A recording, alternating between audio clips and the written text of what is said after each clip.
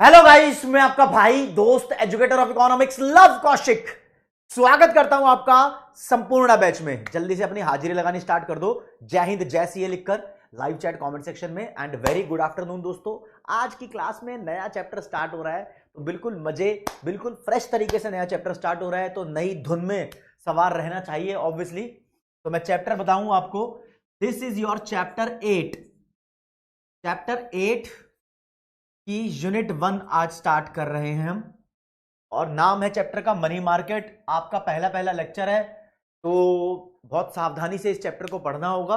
आपको दिखा दूं मैं यहां पर मॉड्यूल। तो दोस्तों, मॉड्यूल में जब आप देखोगे ये चैप्टर आपका मनी मार्केट, इसके अंदर 3 यूनिट देखने को मिलेगी। Unit 1, unit 2, unit 3। ये जो स्टार्टिंग की 2 यूनिट है, ये थोड़ी सी टेढ़ी यूनिट है, टेढ़ी लिख दिया। और ये थर्ड वाली यूनिट आपको थोड़ी सिंपल लगेगी, लेकिन मैं ये बोलूंगा टेढ़ा है पर मेरा है। मैं इसको बहुत सिंपल बनाने की कोशिश करूंगा और आपको पसंद भी आएगी। खुशी का गोयल, जिसका पब्लिक फाइनेंस नहीं हुआ है वो भी इसको कर सकता है। बिल्कुल फ्रेश, बिल्कुल नए सिरे से कॉन्सेप्ट यहां पर स्टार्ट होंगे। आपने पहले कुछ नहीं किया है तो ऑब्वियसली आप इसको कर सकते हो। और भाई देखो, ये प्योर थ्योरेटिकल चैप्टर है, लेकिन यहां से एक न्यूमेरिकल भी क्रिएट हो सकता है, तो मैं वो भी बताऊंगा कि किस तरीके से क्रिएट हो सकता है। और थ्योरेटिकल चैप्टर तो ऑब्वियसली बोर होने के चांसेस हैं, मैं बोर होने नहीं दूंगा। क्लास को उतना शॉर्ट रखूंगा जितने के अंदर हम कॉन्सेप्ट को समझ ले, और लिटरली मजा आने वाला है। कुछ बातें आपने पहले भी पढ़ी हुई हैं। रिया गिलाटी बोल रही है वॉइस को बढ़ाओ, वॉइस को बढ़ाओ। वॉइस बताओ जरा बच्चों, सब कुछ ठीक ठाक है? वॉइस सही आ रही है? अगर वॉइस में प्रॉब्लम होगी तो फिर मैं बढ़ाऊंगा उसको, नहीं तो रिया गुलाटी प्लीज आप चेक करना, आपकी साइड से प्रॉब्लम हो सकती है। वॉइस के बारे में बोलो। दक्ष अग्रवाल पूछ रहे चाणक्य 2.0। चाणक्य 2.0 की अगली वीडियो 31 मार्च से स्टार्ट कर देंगे। चलो पहले कर देंगे बोल रहे हो तो, और फिर लगातार वीडियोस आनी स्टार्ट हो जाएगी। चाणक्य 2.0 मजाक थोड़ी है भाई, बड़ी चीज है। उसको रिकॉर्ड करने में, बनाने में बहुत टाइम लगता है, हैवी है। ठीक है, हाँ तो भाई सही है, वॉइस ठीक है, ठीक है। ओके दोस्तों, मनी मार्केट की बात हो रही है तो मतलब दोस्तों पैसे की बात होगी, यहां पर पैसों की मार्केट की बात होगी। यूनिट 1 आपके सामने पेश की जाएगी। तो यूनिट 1 का नाम है the concept of money demand. Important theories करानी है यहां पर आपको। यहां पर 6 थियरी करनी है।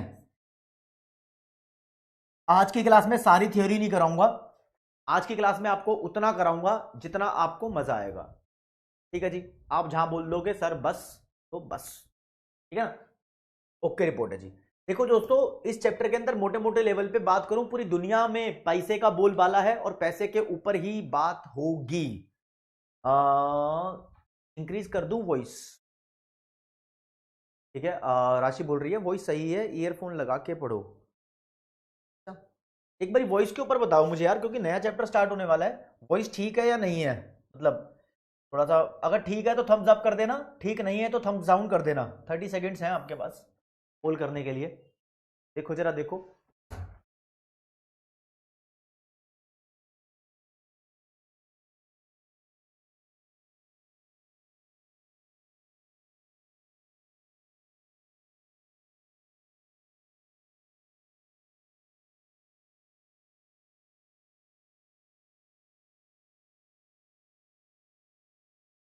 हाँ हाँ हाँ हाँ हाँ हाँ, इस पोल को कंप्लीट होने देते हैं। वैसे मैंने वॉइस यहाँ से बढ़ा दी है और आपको पहले से बदलाव दिखाई दे रहा होगा। ओके ओके, चलो जी ठीक है उस्ताद। अच्छा, रिया गुलाटी कह रही है लैपटॉप में कम आती है। यार लैपटॉप में तो वैसे ही कम आती है, तुमने तो खेल दिया, सबके साथ खेल गई। ठीक है। ज्यादातर बच्चे कह रहे थे सही आ रही है, लेकिन मैंने फिर भी वॉइस बढ़ा दी है, आपको पहले से थोड़ा सा दिखेगा दोस्तों, डिफरेंस दिखेगा, डिफरेंस दिखेगा। अब देखो, मनी का चैप्टर पहले बच्चों ने मैक्रो इकोनॉमिक्स में पढ़ रखा होगा 12th क्लास के अंदर। आपने कैसा भी उस चैप्टर को पढ़ा था, उससे थोड़े से अलग कॉन्सेप्ट हो गए हैं यहां पर। तो यार अलग अप्रोच है, अलग तरीके से पढ़ना है आपको। यही वाली बातें माननी है आपका सीए फाउंडेशन का पेपर देने के लिए। यहां पर कॉन्सेप्ट थोड़े अलग तरीके से भी लिखे होंगे, लेकिन जो पढ़ाऊंगा वही मानना है आपको। ठीक है, ये मत बोलना कि सर 12th क्लास में तो ऐसा था और सीए फाउंडेशन में ऐसा है। सीए फाउंडेशन में बिल्कुल वैसा है जैसा आईसीआई वालों ने किताब में लिखवाया है। अब जो लिखवाया है उन्होंने, वो उसी बात को मानेंगे, ठीक है। और जिनके पास नहीं थी 12th क्लास में इकोनॉमिक्स, उनको टेंशन लेने की जरूरत है ही नहीं, ठीक है जी। बिल्कुल नए फ्रेश तरीके से देखो। पॉइंट नंबर 1 बनता है यहां पर, मनी क्या होता है, what is money. What is money आपको जानना है, उसके बाद ये चैप्टर शुरू होगा। फिर मनी से रिलेटेड लोगों ने बहुत सारे कॉन्सेप्ट्स, बहुत सारी थ्योरीज दी हैं। वो थ्योरी आपको शायद आश्चर्यचकित कर दे कि हाँ ऐसा भी हो सकता है क्या यार, दिस इज वेरी इंपॉर्टेंट चीज। ये सब होने वाला है यहां पर, ठीक है। ठीक है अभिनंदन भाई। देखो मनी के बारे में बोलते हैं, मनी कुछ भी हो सकता है। Money can be anything. Money कुछ भी हो सकता है जिससे तुम सामान परचेज कर सकते हो। तुम बोल रहे हो तुम्हारा कैश मनी है, करेंसी मनी है, यस। कॉइन मनी है, कॉइन भी मनी हो सकता है। तुम्हारे डेबिट कार्ड, क्रेडिट कार्ड भी मनी हो सकते हैं। तुम ये ऑनलाइन ट्रांजैक्शन करते हो तो ऑनलाइन वॉलेट भी तुम्हारे मनी हो सकते हैं। मनी, अगर तुम्हारे पास गोल्ड है, गोल्ड के बदले अगर तुम्हें किसी ने सामान दे दिया, तुमने बोला ये ले सोने की चेन, दे दे मुझे एक मोटरसाइकिल, तो वो भी मनी है। मनी कुछ भी हो सकता है जिसकी वजह से सामान तुम खरीद लोगे, वो चीज मनी है। समझ रहे हो। आजकल मनी के नाम पर तुम जानते होंगे कॉइन और करेंसी नोट सबसे ज्यादा पॉपुलर है, इस बात में कोई दो राय नहीं है। जी हां, कॉइन्स और करेंसी नोट बहुत ज्यादा पॉपुलर है। देखो दोस्तों, जब पैसा नहीं आया था ना, तो चलता था बार्टर सिस्टम। बार्टर सिस्टम क्या है? बार्टर सिस्टम का मतलब है गुड्स एंड सर्विस के बदले, गुड्स एंड सर्विस लेना। ये जीएस का गुड्स और सर्विस, गुड्स एंड सर्विस, सामान के बदले सामान लेना, ये बार्टर सिस्टम होता था। तब पैसा नहीं होता था। अब पैसा आया है तो पैसे के निराले फायदे हैं, पैसे के बहुत फायदे हैं। वो फायदों से शुरू किया हुआ है मनी की डेफिनेशन मॉड्यूल के अंदर। फायदे क्या क्या है मैं पहले नहीं बता रहा आपको, साथ के साथ बताता हुआ चलता हूं, मॉड्यूल भी खुश रहेगा कि हाँ इसको ही फॉलो कर रहे हैं। तो मनी के बारे में लिखा है, money can be anything that can serve as a, money कुछ भी हो सकता है जो ये 3 बातें सेटिस्फाई करता है। सर्व का मतलब सेटिस्फाई करना, जो ये 3 कंडीशन सेटिस्फाई करेगा वही मनी है, ठीक है।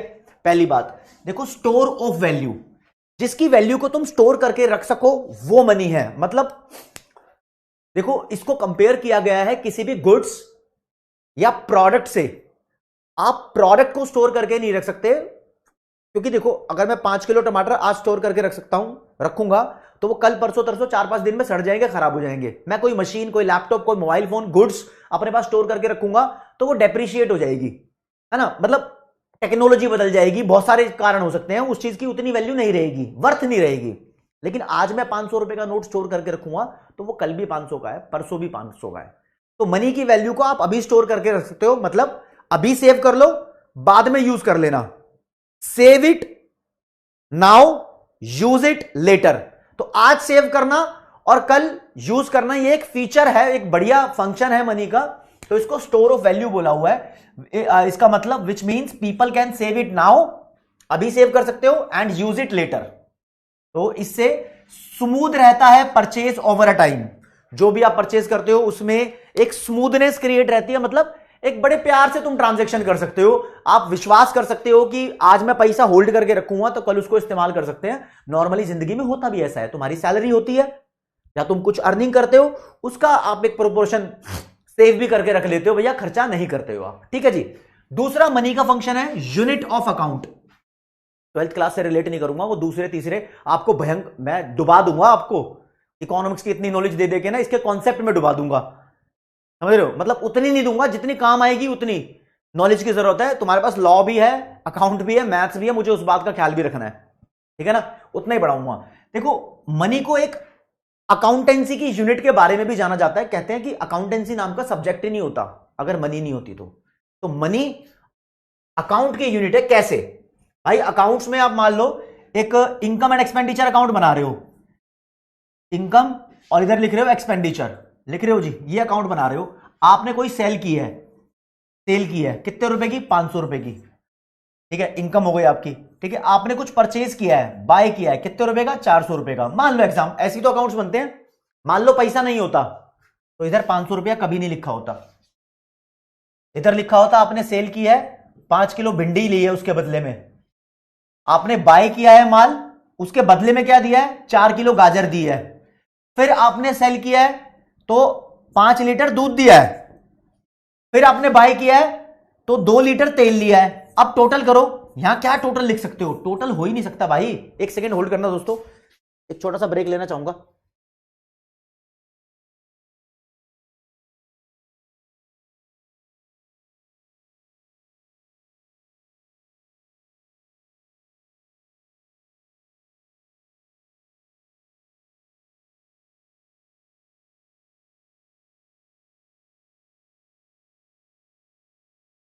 हो गया जी। तो यार ये देखो, तुम इनकम का अमाउंट टोटल क्या करोगे, 5 किलो भिंडी प्लस 5 लीटर दूध, कैसे टोटल करोगे इसको, ये किलो में है ये लीटर में है।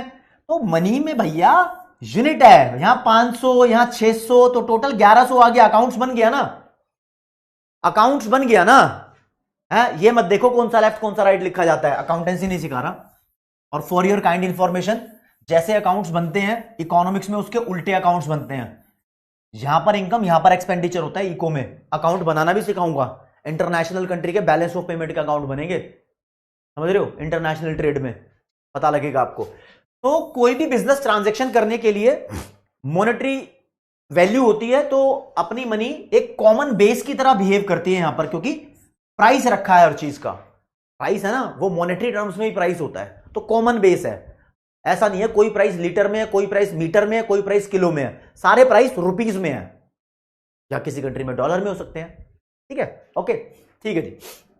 मनी मीडियम ऑफ एक्सचेंज की तरह बिहेव करता है। एक्सचेंज का मतलब होता है सेल और परचेज दोनों। एक्सचेंज को अकाउंटेंसी में ट्रांजैक्शन भी बोलते हैं, है ना। तो किसी भी ट्रांजैक्शन के बीच में आने वाली चीज मनी है। तुम कुछ सेल करोगे तो बदले में क्या मिलेगा, मनी। तुम कुछ परचेज करना चाहोगे तो बदले में क्या देना पड़ेगा, मनी। तो मनी बीच में आएगा। ठीक है, ओके आरती। तो लिखा है medium of exchange, something that people can use to buy and sell from one another. यानी money is medium of exchange, मतलब ऐसी कोई चीज है जिसको लोग बाय करने के लिए भी यूज करते हैं और सेल करने के लिए भी यूज करते हैं। सेल के बदले रिसीव होगा, बाय करने के बदले आपको पे करना पड़ेगा। ओके, ठीक है, आगे चलते हैं जी। तो यहां पर एक लाइन है जिसको मैं हाईलाइट कराना चाहूंगा। हाँ जी, लिखा है money is something that hold it's value over time. Money एक ऐसी चीज है जो अपनी वैल्यू को लंबे टाइम तक होल्ड करके रखती है और can be easily translated into price. और मनी को तुम आसानी से प्राइस के अंदर ट्रांसलेट कर सकते हो कि 10 रुपए की मनी है, 100 रुपए की मनी है, 500 रुपए की मनी है, मतलब रुपीज में, प्राइस में कर सकते हो। और इट इज वाइडली एक्सेप्टेड, मतलब बहुत बड़े लेवल पर दुनिया इसको एक्सेप्ट करती है। ओके, ठीक है। अजय बोल रहा है, अजय भाई नया चैप्टर है, आपको यहीं से स्टार्ट करना पड़ेगा। ठीक है जी, ये तो मनी के बारे में कुछ लिख दिया भाई। चलो जी, अब पता है क्या, अगर तुम असली इकोनॉमिक्स में जाओगे तो बहुत सारी टाइप्स ऑफ मनी होती है, बहुत सारी टाइप्स ऑफ मनी होती है। आपको उसमें से एक टाइप ऑफ मनी पढ़नी है जिसे बोलते हैं फियाट मनी। पहले अपनी भाषा में बताता हूं, फिर मॉड्यूल की भाषा में बताऊंगा। फियाट मनी क्या होता है भैया, जो भी पैसा सरकार ने इशू कर दिया, any money issued by government, सरकार ने जो भी पैसा इशू किया हुआ है वो सारा पैसा फियाट मनी है। जैसे कि बहुत सारे कॉइन्स हैं इंडिया में, बहुत सारे करेंसी नोट्स हैं, 1 रुपए का, 2 रुपए का, 5 रुपए का, 10 रुपए का, 20 रुपए का, 50 रुपए का, 100 रुपए का, 200 का, 500 का, ये सब करेंसी नोट्स हैं, ये सब फियाट मनी है। तो any money which is issued by the government is called Fiat money.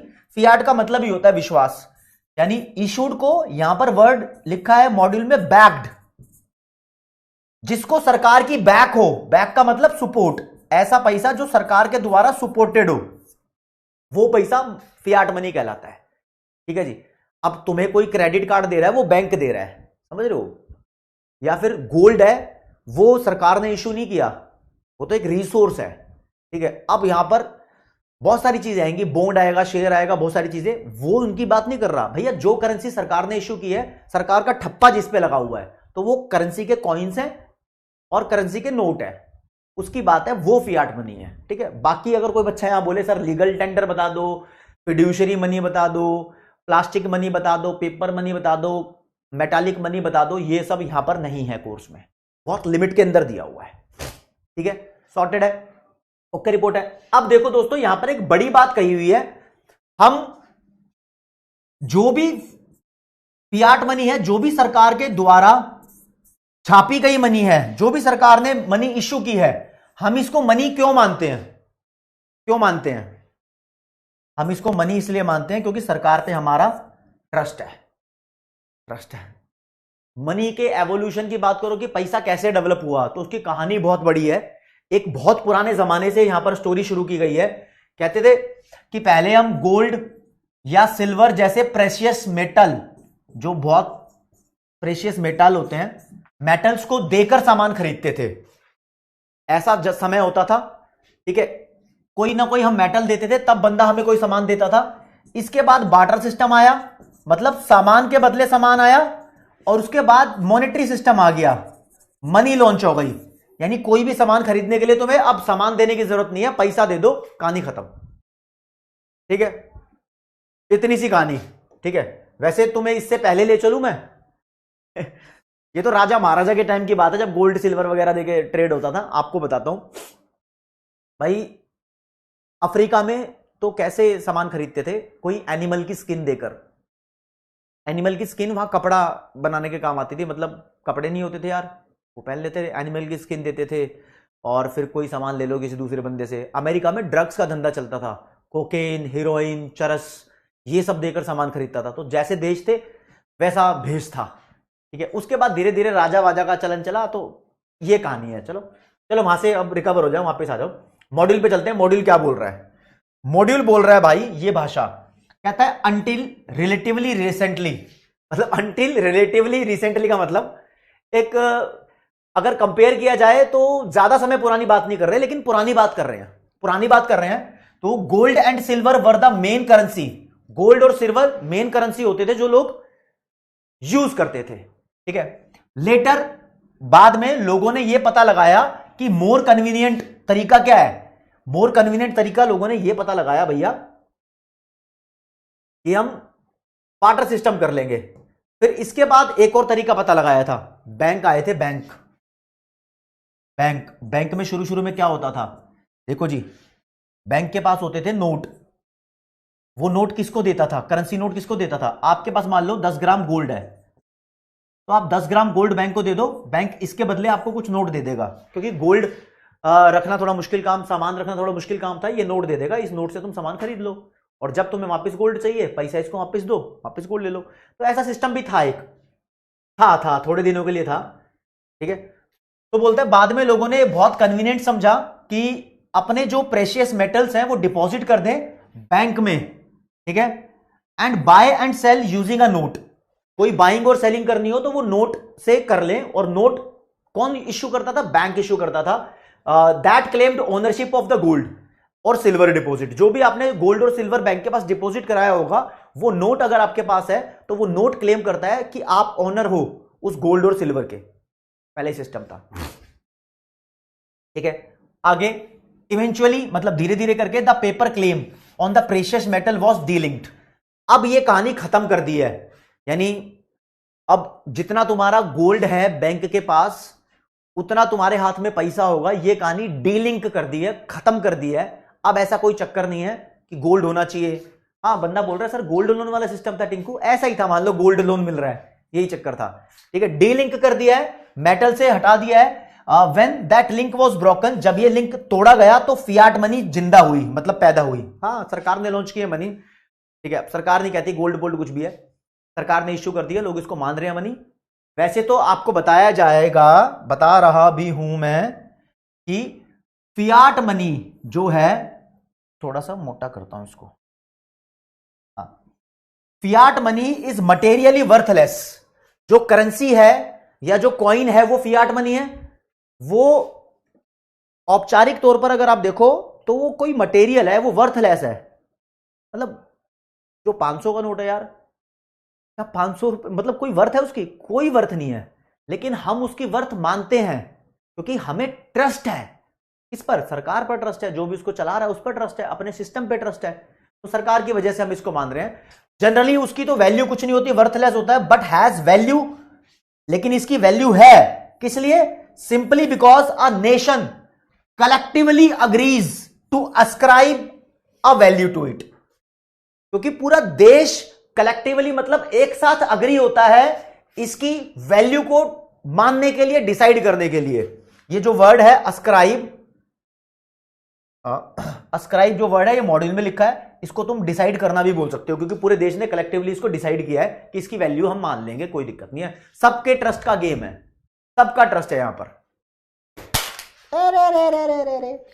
ठीक है, ओके, चलो जी आगे बढ़ते हैं। हाँ, फिर लिखा है इन शॉर्ट आप ये कह सकते हो money works because people believe that it will. Money इसलिए काम करती है क्योंकि लोग मानते हैं कि ये काम में आएगी। बस सारी गेम ट्रस्ट की है और ट्रस्ट की कहानी आपको बतानी है। ठीक है, ये फियाट मनी का कॉन्सेप्ट दिया हुआ है और इसके बाद पैसों की कुछ कैरेक्टरिस्टिक्स बताई हुई है। जो भी मनी होगी, मनी के अंदर कुछ ना कुछ जनरल कैरेक्टरिस्टिक्स आपको दिखाई देगी, जैसे कि पैसा जनरली एक्सेप्टेबल है, दुनिया उसको मान लेगी यस एक्सेप्टेबल है। ठीक है, ओके, और ये ड्यूरेबल है। ड्यूरेबल का मतलब लॉन्ग लास्टिंग है, लंबे समय तक चलेगा। और एफर्टलेसली रिकॉग्नाइजेबल, मतलब रिकॉग्नाइजेबल का मतलब होता है आइडेंटिफाइबल। आइडेंटिफाइबल यानी आप बिना मेहनत के इसको पहचान सकते हो, कोई भी पहचान लेगा उसको कि हाँ भाई पैसा है ये। और डिफिकल्ट टू काउंटरफिट, काउंटरफिट का मतलब होता है, काउंटरफिट नोट होते हैं ना, नकली नोट, इसकी नकल करना मुश्किल काम है। इंपॉसिबल तो नहीं है, नकली नोट भी आ जाते हैं, लेकिन डिफिकल्ट टू काउंटरफिट। ठीक है, जीत बोल रहा है इको ने तो मेरा पूरा परसेप्शन ही बदल दिया। इकोनॉमिक्स ऐसी भी होती है, अभी तो देखो इस चैप्टर में दिखेगा तुम्हें। ठीक है, मतलब not easily reproducible by people, लोग इसको दोबारा इसको डुप्लीकेट प्रोड्यूस नहीं कर सकते, डुप्लीकेट प्रोड्यूस नहीं कर सकते। रिलेटिवली स्केयर्स, स्केयर्स का मतलब ये लिमिट में ही होते हैं, अनलिमिटेड अवेलेबल नहीं होते हैं। But has elasticity of supply, मतलब इसकी सप्लाई भी बदलने लायक होती है, कभी इसकी सप्लाई ज्यादा, कभी इसकी सप्लाई कम हो सकती है। ठीक है, पोर्टेबल है, जैसे तुम्हारा पोर्टेबल चार्जर होता है, तुम कहीं पे भी ले जाओ, तो ऐसे मनी भी पोर्टेबल है, जेब में डाल के कहीं पे भी ले जाओ, इसको आसानी से ट्रांसपोर्ट कर सकते हो। ठीक है, बहुत अच्छा। आप पोजेसिंग यूनिफॉर्मिटी, मतलब यूनिफॉर्मिटी का मतलब होता है एकता। ये यूनिफॉर्मिटी पूरे देश में जहां के भी मनी है वहां पर दिखाई देती है कि हाँ मनी है भाई, ये एक नजर से इसको देखा जाता है कि ये पैसा है, पैसा है, काम में आएगा, एक नजर से देखा जाता है। तो ऐसा नहीं है कि तुम 500 के नोट को किसी और नजर से देख रहे हो और 500 के नोट है उसको किसी और नजर से देख रहे हो। ठीक है, ओके। फिर डिविजिबल इनटू स्मॉल पार्ट्स, इसी बात का एक्सटेंशन है। कहता है आप इसको स्मॉल पार्ट में भी डिवाइड कर सकते हो, मतलब 50 का नोट है तो 10-10 के 5 नोट भी हो सकते हैं। वो कहता है ना ताऊ खाओगा रसगुल्ले, ताऊ खाओगा रसगुल्ले, ताऊ बोलता है के कया दिए 10 के खुले। एक पुराना जोक याद आ गया, तुम्हें शायद ध्यान ना हो। तो खुले भी हो जाए पैसे तो भी कोई फर्क नहीं पड़ता, ऐसा बोल रहा है कि अगर उसको स्मॉल पार्ट्स में भी डिवाइड कर दो तो वो भी जो उसकी क्वांटिटीज हैं वो भी यूजेबल है, चाहे उसको फ्रैक्शन में डिवाइड कर दो, इसकी वैल्यू लूज नहीं होगी। एक 50 का नोट हो या 5 10-10 के नोट हो, वैल्यू उसकी बराबर है। ओके, हाँ जी, खुशी का ओके रिपोर्ट है। ये तो हो गया कहानी, ये था बेसिक था, ये बेसिक। ठीक है, बेसिक था भैया। एक बार आपके डाउट देख लो यहां पर। सर मॉनेटरी पॉलिसी कब आया था? ये सब मॉनेटरी पॉलिसी का चैप्टर यूनिट 3 में है, वो तुम्हें आसान भी लगेगा। हाँ ठीक है, चीकू गुज्जर बोल रहे हैं सर आप अपने हिसाब से पढ़ाओ, मॉड्यूल में तो खतरनाक लैंग्वेज है। सर पब्लिक फाइनेंस का जो मॉड्यूल है एमसीक्यू के अलावा एक्स्ट्रा प्रैक्टिस, देखो अभी क्या है ना, जो नए चैप्टर्स आए हैं यानी चैप्टर नंबर 6, 7, 8, 9, 10, इसमें जो तुम्हारा पेपर आएगा ना फाइनल, अभी बता रहा हूं, मतलब 55 नंबर की मैक्रो है, इसके अंदर 55 क्वेश्चन आएंगे और देखना more than 35 question ditto module के होंगे। पहली बार कोर्स चेंज हुआ है, हर बार ऐसा ही होता है। ठीक है, तो मॉड्यूल के क्वेश्चन करने बहुत जरूरी है। Sir one request to you, sir आप जहां से पढ़ाते हो उस पेज का नंबर, अभी तो ठीक है आलोक, वो चीज मैं कभी कभी कर देता हूँ, कोर्स खत्म हो गया ठीक है, 2 मंथ स्ट्रेटजी, लेकिन स्टोर करेंगे तो मनी का वैल्यू डिक्रीज होगा, ये चीज भी आगे रिलेट करेंगे आकाश, इसको भी रिलेट करना है। अभी तक स्टडी भाई कर ले, भाई कर ले। सर मुझे लगता है सीए फाउंडेशन में इकोनॉमिक्स की नॉलेज बहुत जरूरी है एंड इंपॉर्टेंट है फ्यूचर में ग्रो करने के लिए। अभी ग्रोथ तो बताऊंगा आज तुम्हें, ट्रेडिंग मार्केट की सूर्यपाल, आज तो धुआं उठेगा। आज कॉन्सेप्ट बहुत रियलिस्टिक भी होने वाला है, समझ रहे हो, बहुत रियलिस्टिक भी होने वाला है। अभी तो पहले इनकी सुन लो तुम, देखो जी, कॉन्सेप्ट आएगा यहां मनी डिमांड का। मनी डिमांड क्या होता है? तो मनी डिमांड के ऊपर सारी कहानी है और यूनिट का नाम भी यही है। मान लो किसी बंदे की सैलरी 100 रुपए है, 100 रुपए है, वो कुछ पैसा इसमें से मान लो 20 रुपीज बैंक के अंदर डिपॉजिट रखता है, इन्वेस्ट करता है, जो मन करे वो करता है, और अपने पास वो 80 रुपया रखता है कैश में। ये इसकी कैश होल्डिंग है। तो जितना पैसा वो अपने पास कैश होल्ड करना चाहता है, इस पैसे को बोलते हैं डिमांड फॉर मनी या मनी डिमांड, या आगे मुश्किल मुश्किल वर्ड आएंगे, डिमांड फॉर कैश बैलेंस। ठीक है, सबके बारे में यही सुन लेना। ठीक है जी।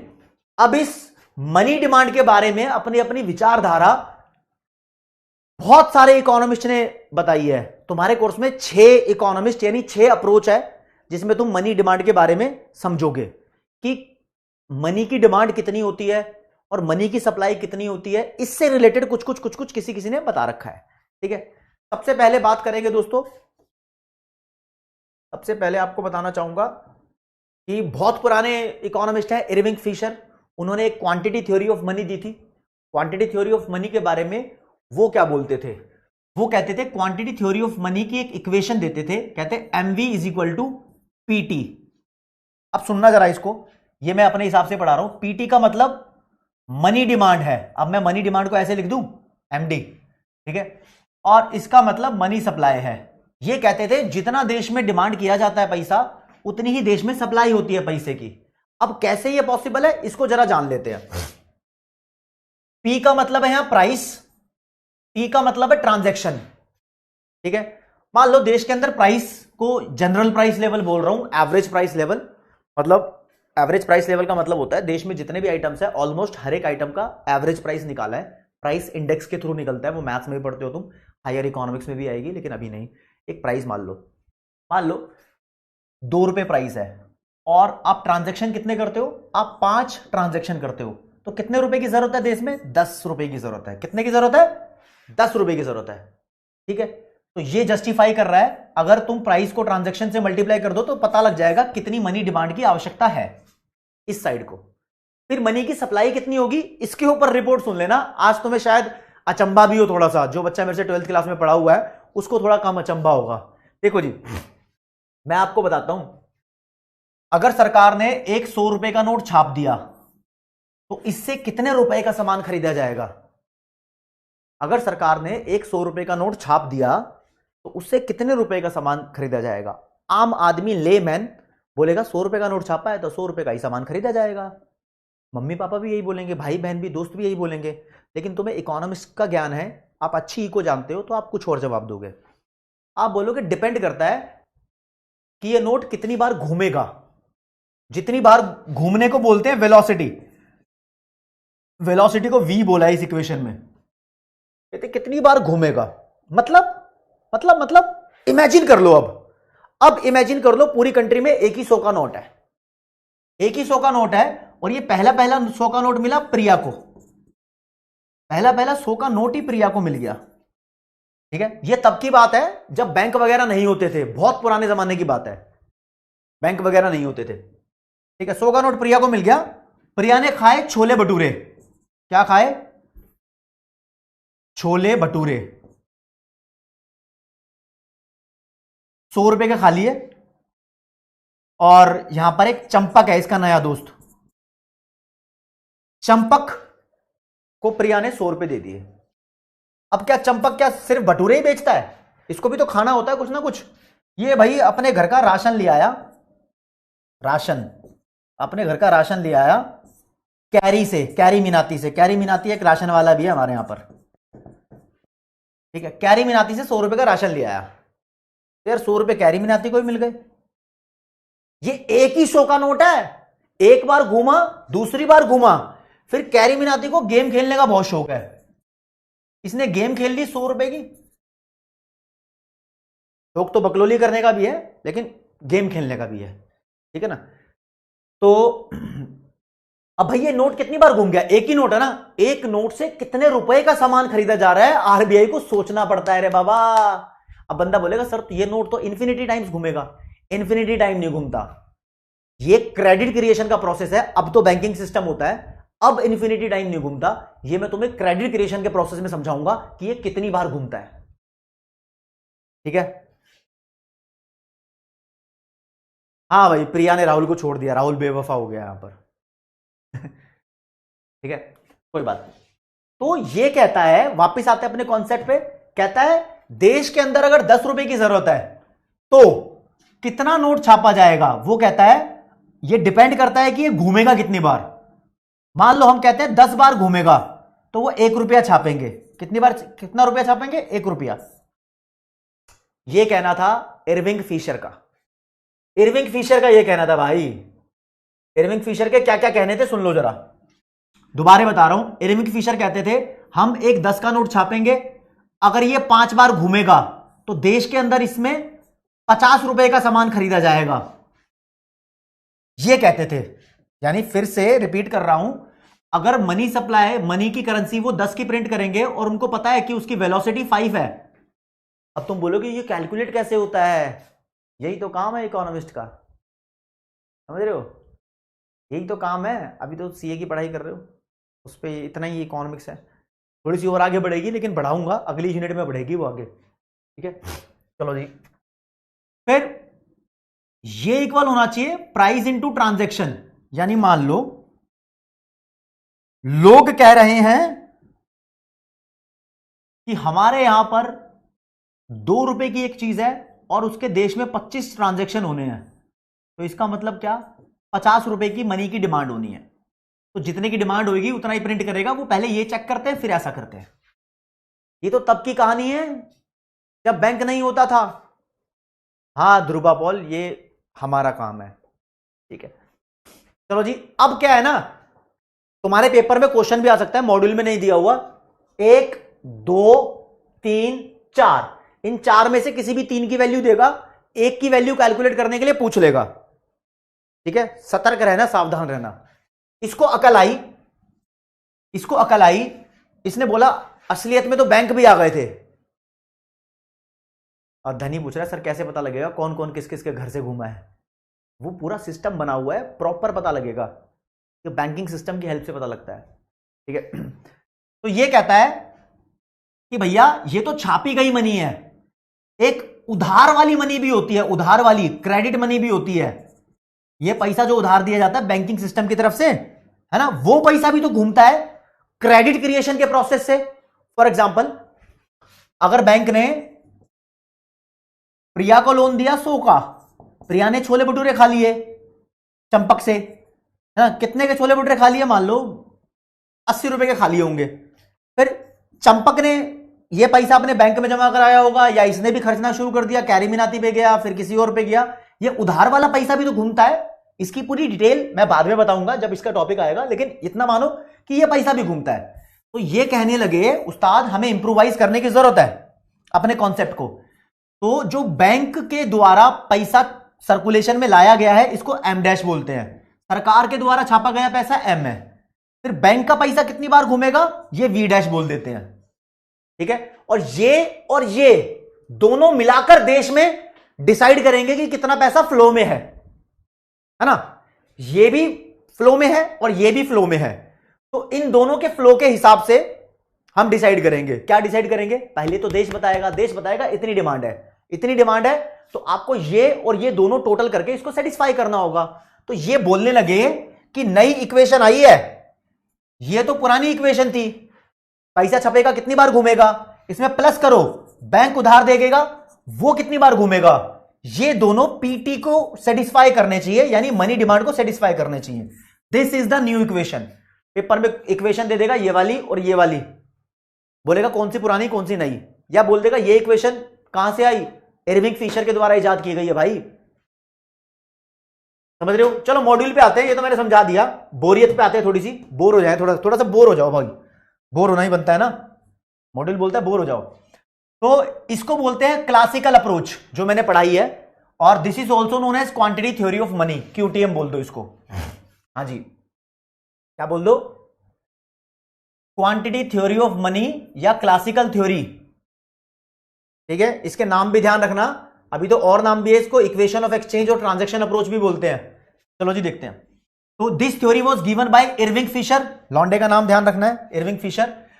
उसने अपनी किताब लिखी थी परचेजिंग पावर ऑफ मनी, किताब लिखी थी 1911 के अंदर। इसके अंदर इसने ये बच्चों के लिए मुश्किल कॉन्सेप्ट पैदा किया होगा, ठीक। ओके रिपोर्ट है। हाँ ठीक है जी, खुशी का गोयल सब लिखी है फुल फॉर्म यहां पर, ठीक है। एज पर क्यूटीएम यानी क्वांटिटी थ्योरी ऑफ मनी के हिसाब से ये बोलता है मनी सप्लाई को एम बोलेंगे, प्राइस लेवल को पी बोलेंगे, और ये मनी सप्लाई और प्राइस है जो है वो डायरेक्टली रिलेटेड है। मनी सप्लाई और प्राइस एक दूसरे से डायरेक्टली रिलेटेड है। कहने का मतलब ये, वापिस आ जाओ, कहता है अगर ये एमवी है, इधर पीटी है पुराने टाइम में, कहता है अगर देश के अंदर प्राइस बढ़ गया तो भाई ज्यादा पैसों की जरूरत होगी, है ना, तो पैसा भी ज्यादा छपेगा, फिर मनी सप्लाई भी बढ़ेगी। जब सामान महंगा होता जा रहा है तो पैसे की छपाई भी ज्यादा हो जाएगी। जी हाँ बिल्कुल ठीक है, इस इक्वेशन से पता लग रहा है कि ये डायरेक्टली रिलेटेड है। इसको हम इक्वेशन ऑफ एक्सचेंज या ट्रांजैक्शन अप्रोच भी बोलते हैं। इक्वेशन ये लिखी हुई और हर एक चीज की फुल फॉर्म यहां लिखी हुई है, मैंने बता दी थी आपको, उतना ही ध्यान रखना है। टी का मतलब ट्रांजैक्शन है, ओके। फिर इसको अकल आई, एक्सपेंडेड फॉर्म आई फिर इसकी इक्वेशन की, जब बैंक आए, इसने बैंक को ही बोला हाँ जी बैंक भी होते हैं, तो ये बैंकिंग वाला सिस्टम आया, फिर ये बड़ी इक्वेशन बन गई, कहानी खत्म। ये सबकी फुल फॉर्म लिखी हुई है, कहानी खत्म।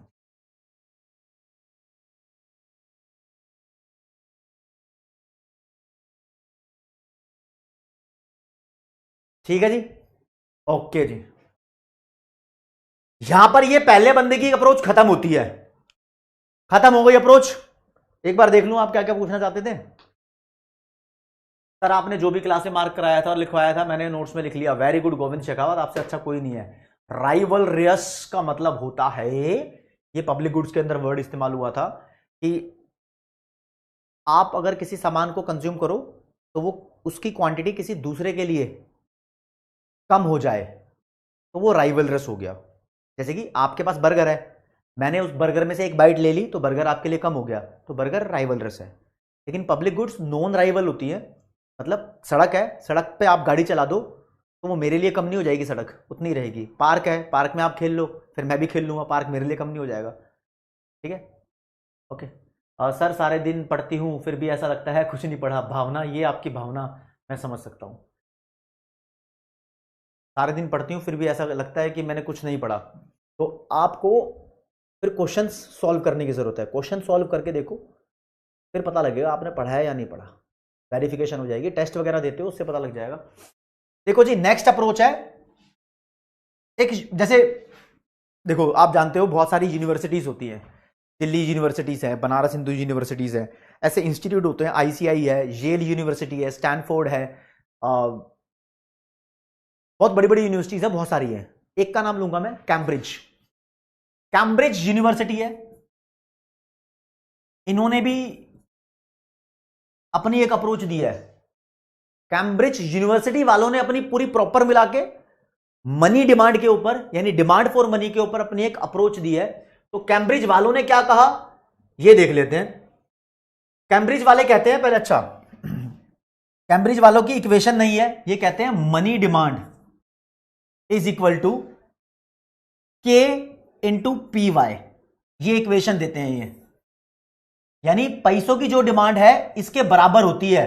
कैसे भैया, कैसे कैसे कैसे, क्या कहानी है ये वाई का मतलब है देश का आउटपुट, और देश का आउटपुट को क्वांटिटी में मेजर करते हैं ना। लेकिन दोस्तों इसको ये पहले के टाइम में रियल इनकम मानते थे, तो बुक के अंदर जो लिखा है इसकी फुल फॉर्म रियल इनकम है, रियल इनकम को आउटपुट मान लिया। पी का मतलब है प्राइस। मान लो देश के अंदर 5 किलो आलू बने हैं, उनका प्राइस है 2 रुपए का 1 किलो, तो 10 रुपए का सामान बना है, 10 रुपए की वैल्यू है, 10 रुपए की वैल्यू है देश में सामान की। और हमने नेशनल इनकम वाले चैप्टर में पढ़ा था जितना प्रोडक्शन होता है, ये तो हमारी नॉमिनल वैल्यू हो गई है, जितना प्रोडक्शन होता है उतनी देश की नेशनल इनकम होती है। तो 10 रुपए की नेशनल इनकम हो गई, हमने ये मान लिया अभी हाल फिलहाल के लिए 10 रुपए की इनकम हो गई। तो जितनी इनकम होती है आप उसका सारा परसेंटेज खर्च नहीं करते, आप कितना परसेंट खर्च करते हो वो के है। के का मतलब प्रोपोर्शन, या फिर प्रोपोर्शन तो मॉड्यूल में लिखा है, मैं परसेंटेज लिखता हूं आपके लिए, परसेंटेज कि कितना पैसा आप इसमें से खर्च कर दोगे। जैसे कि मान लो 10 रुपए की देश की टोटल इनकम है और देश उसका 80% खर्च कर देता है, तो मतलब 8 रुपया खर्च करता है ना, तो 8 यहां पर आना चाहिए, 8 रुपए की मनी डिमांड होगी। ठीक है, अब तुम्हें एक बात बताता हूं जो अंदर की बात है, ये के को बोलते हैं, ये कैम्ब्रिज के है, मतलब एम ही नाम रखना था कुछ ना कुछ। और खुशी प्रेमचंद ने बोला सर ये के तो एमपीसी की तरह लगता है, तुम बिल्कुल अच्छी पढ़ती हो, बहुत बढ़िया पढ़ती हो, बहुत मजेदार हो फिर तो। चलो जी, कैम्ब्रिज अप्रोच के बारे में आते हैं, पहले कुछ बेसिक जानते हैं, बोर करने वाली चीजें, फिर मेन चीज पे आएंगे। कहते हैं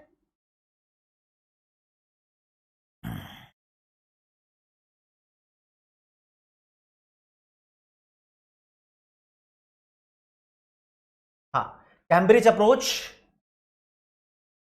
का एक और नाम है, का नाम है देखो, इसको कैश बैलेंस अप्रोच भी बोलते हैं और नियो क्लासिकल थ्योरी भी बोलते हैं, ऐसी नाम है। अब भाई किसी का नाम कुछ भी हो सकता है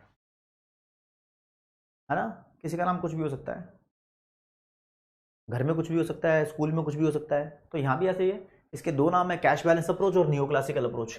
ये क्या कहता है, पहले बात तो बेसिक समझा रहा है, पहले अपनी इक्वेशन देने से पहले बेसिक समझा रहा है। कहता है कि money increase utility in the following two ways. Utility का मतलब यहां पर इस्तेमाल है, पैसों का इस्तेमाल दो तरीके से बहुत ज्यादा फायदेमंद है, दो तरीके से। तरीके क्या है पहले अपने दिल से बताऊंगा, फिर मॉड्यूल के हिसाब से बताऊंगा। ये कहता है कि पहले जब बार्टर सिस्टम होता था ना, तो सेल परचेज एक साथ होता था, मतलब आपको आलू चाहिए, सामने वाले से आलू ले लोगे, उसको टमाटर चाहिए तो आपको हैंड टू हैंड टमाटर देने पड़ेंगे, तो आपको एक चीज सेल करनी पड़ेगी, दूसरी चीज बाय करने के लिए, एक साथ होता था वो। लेकिन जब से पैसा आया है ना, तो सेल परचेज दो पार्ट में डिवाइड हो गए। आप परचेज कर लो कुछ भी पैसा देके, आपने कुछ सेल नहीं किया, जब आपको सेल करना होता है आप सेल कर देना। तो सेल अलग टाइम पे होती है, परचेज अलग टाइम पे होती है, पैसों की वजह से, इनका ये कहना था। ठीक है, तो ये कहता था split up of sale and purchase two different point. Split up का मतलब डिवाइड करना, सेल और परचेज दो अलग अलग पॉइंट पर अलग अलग तरीके से डिवाइड होते हैं। ये एक ट्रांजैक्शन का मोटिव दिखाते हैं, मतलब कि कोई ट्रांजैक्शन हो रही है, एक्सचेंज हो रही है। बच्चा पूछ रहा है यार भाई देख, आज यूनिट 1 कर रहे हैं, देख भाई देख, मतलब पेज नंबर देखने में ज्यादा इंटरेस्ट है, कॉन्सेप्ट समझने में ज्यादा इंटरेस्ट नहीं है मुझे लग रहा है। ठीक है, देखो जी उस्ताद, देखो जी, अभी दिखा देता हूं। ये जो हमने की सबसे पहले क्वांटिटी थ्योरी ऑफ मनी, ठीक है जी, ये पेज नंबर 8.5 पे थी। ठीक है, ये सारी theories of demand for money है, पहली हो गई, हमने एक एक आइटम इसका कर लिया। फिर इसके बाद कैम्ब्रिज अप्रोच आई है, इसके नीचे ही है। ठीक है, 8.7 पे है। कैम्ब्रिज अप्रोच की खास बात तुम्हें बता दूं, चलो जब मॉड्यूल पे आया हूं तो ध्यान रखना पड़ेगा कि ये अप्रोच किस किस बंदे ने दी थी, तो नीले रंग से बताऊंगा। ये 1900 के टाइम पर कैम्ब्रिज इकोनॉमिस्ट थे, मतलब कैम्ब्रिज यूनिवर्सिटी के इकोनॉमिस्ट थे, अल्फ्रेड मार्शल, एसी पिगू और रॉबर्टसन, और चौथा बंदा जेएम कीन्स। चार बंदों ने मिलकर ये अप्रोच फैलाई थी, मतलब ये अप्रोच दी थी। ठीक है, ये कहते थे कि भाई जो पैसा है वो दो तरीके से इस्तेमाल करने लायक है, एक तो सेल और परचेज को वो डिवाइड कर देता है, दूसरा हेज अगेन अनसर्टेनिटी। हेज का मतलब हो गया यहां पर सेफ्टी, पैसा सेफ्टी भी देता है, भविष्य में कुछ अनसर्टेन हो जाए, कोई आपदा आ जाए, उस चीज के लिए आप पैसे को अभी से संभाल के रखते हो। मैं एग्जांपल यहां देना नहीं चाहूंगा, बहुत बेकार एग्जांपल लगेंगे, मतलब भविष्य में कुछ भी गलत हो सकता है, तो उस चीज के लिए पैसा एक बहुत इंपॉर्टेंट चीज है, इलाज कराने में काम आएगा या बचाने में काम आएगा या कुछ भी। ठीक है, मुक्कू भाई इसके अंदर रिकैप की जरूरत नहीं है, नया चैप्टर स्टार्ट किया है। तो कोई भी अनसर्टेनिटी होगी तो उसके लिए आप पैसे को यानी अपने वेल्थ को स्टोर करके रख सकते हो, कर्ज के रख सकते हो, ताकि आप उसको बाद में यूज कर लो, सेविंग का एक तरीके का बहाना मान लिया।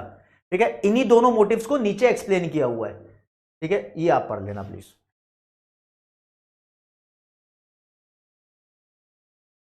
ठीक है, अच्छा मैं ही पढ़ देता हूं, चलो यार तुमसे इतने एफर्ट क्यों करूंगा। अब कहता है since sale and purchase of commodity by individual do not take place simultaneously, money के हेल्प से। अब साइमल्टेनियसली का मतलब एक साथ होता है, एक साथ सेल और परचेज नहीं होते, सेल अलग होती है, परचेज अलग होती है, कोई दिक्कत नहीं है।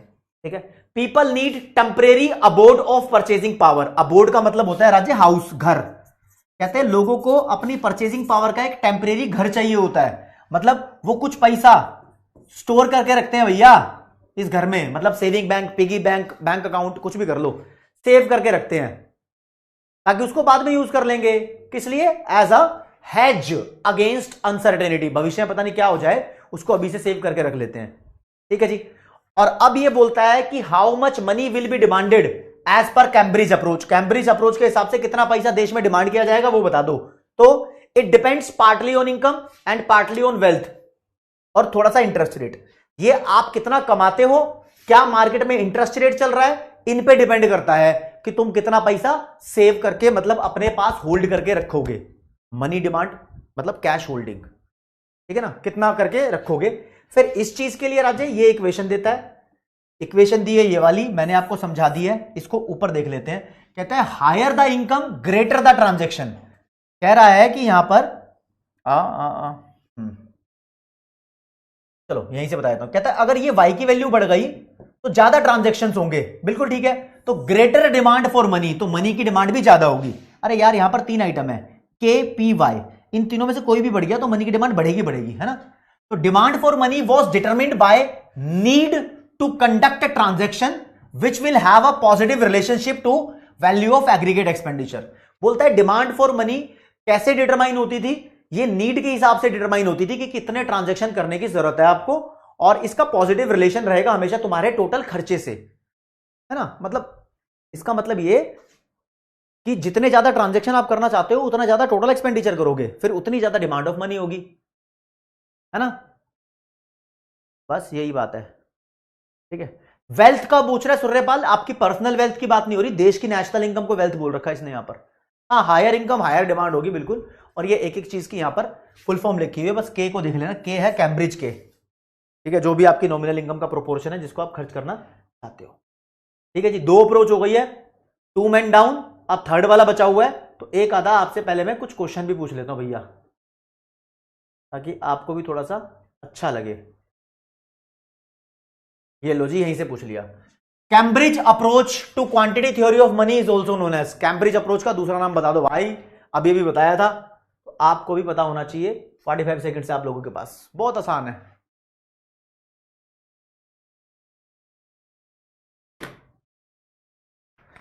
रिया गुलाटी, शॉर्ट में कैम्ब्रिज अप्रोच में सिर्फ एक इक्वेशन है, MD is equal to P K Y.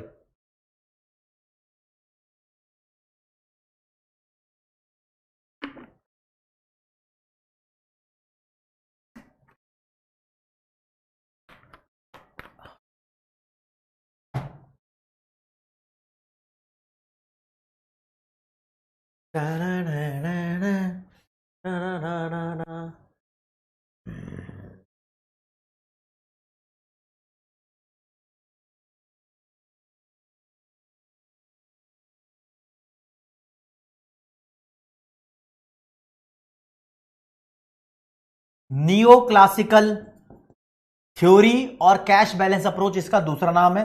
A is the right answer. कहा भाई, ज्यादातर बच्चों ने सही दिया है। साक्षी, आराध्या, प्रियंका, गोविंद और Saksham Gupta are the toppers here. ठीक है जी। अब थर्ड अप्रोच है भाई, थर्ड अप्रोच सुन लो। थर्ड अप्रोच है फादर ऑफ मैक्रो इकोनॉमिक्स, ताऊ जी की, केनेजियन अप्रोच है। कीन्स भाई साहब सेपरेटली भी बहुत कुछ बोलते थे, कैम्ब्रिज अप्रोच बनाते टाइम भी कीन्स उसमें इन्वॉल्व थे। कीन्स ने अपनी एक पर्सनल अप्रोच भी दी है। क्या कह रहे हो, लैग आ गया क्या? लेट मी,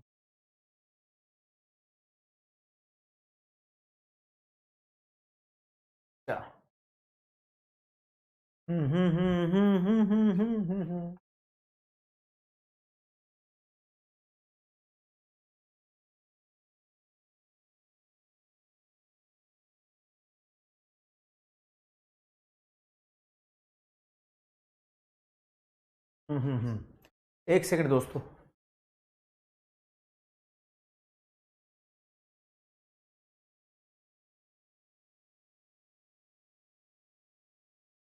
हाँ, तो केन्स जी बोलते थे कि हमने दी है केनेजियन थ्योरी ऑफ मनी डिमांड, जिसका दूसरा नाम है केन्स की लिक्विडिटी प्रेफरेंस थ्योरी। भाई दूसरा नाम रखा है इसका।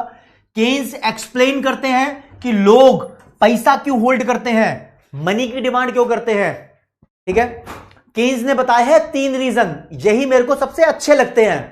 ठीक है, पहला बोलता है कि ट्रांजैक्शन करने के लिए लोग पैसा, कुछ भी बाय करने के लिए, कुछ भी सेल करने के लिए लोग पैसा होल्ड करते हैं। दूसरा बोलता है कि प्रिकॉशनरी मोटिव के लिए, प्रिकॉशनरी मोटिव मतलब कुछ सावधानी बरतने के लिए, इमरजेंसी के लिए पैसा होल्ड करते हैं। तीसरा बोलता है कि स्पेकुलेशन करने के लिए, मतलब सट्टा लगाने के लिए लोग करेंसी होल्ड करते हैं। सट्टे का मतलब ये नहीं कि जुआ खेल रहा है, जुआ का मतलब गैम्बल होता है, सट्टा का मतलब स्पेकुलेशन होता है। शेयर मार्केट में पैसा लगाना स्पेकुलेशन है, समझ रहे हो? ओके, ठीक है। तो 3 ये मोटिव बताते हैं, मैंने सिंपल बता दिया। अब इसको मॉड्यूल ने जैसे अपने हिसाब से बोर किया हुआ वो देख लेते हैं। तो पहला मोटिव ये आपके सामने पेश है, पहला मोटिव बोल देता हूं इसको मैं।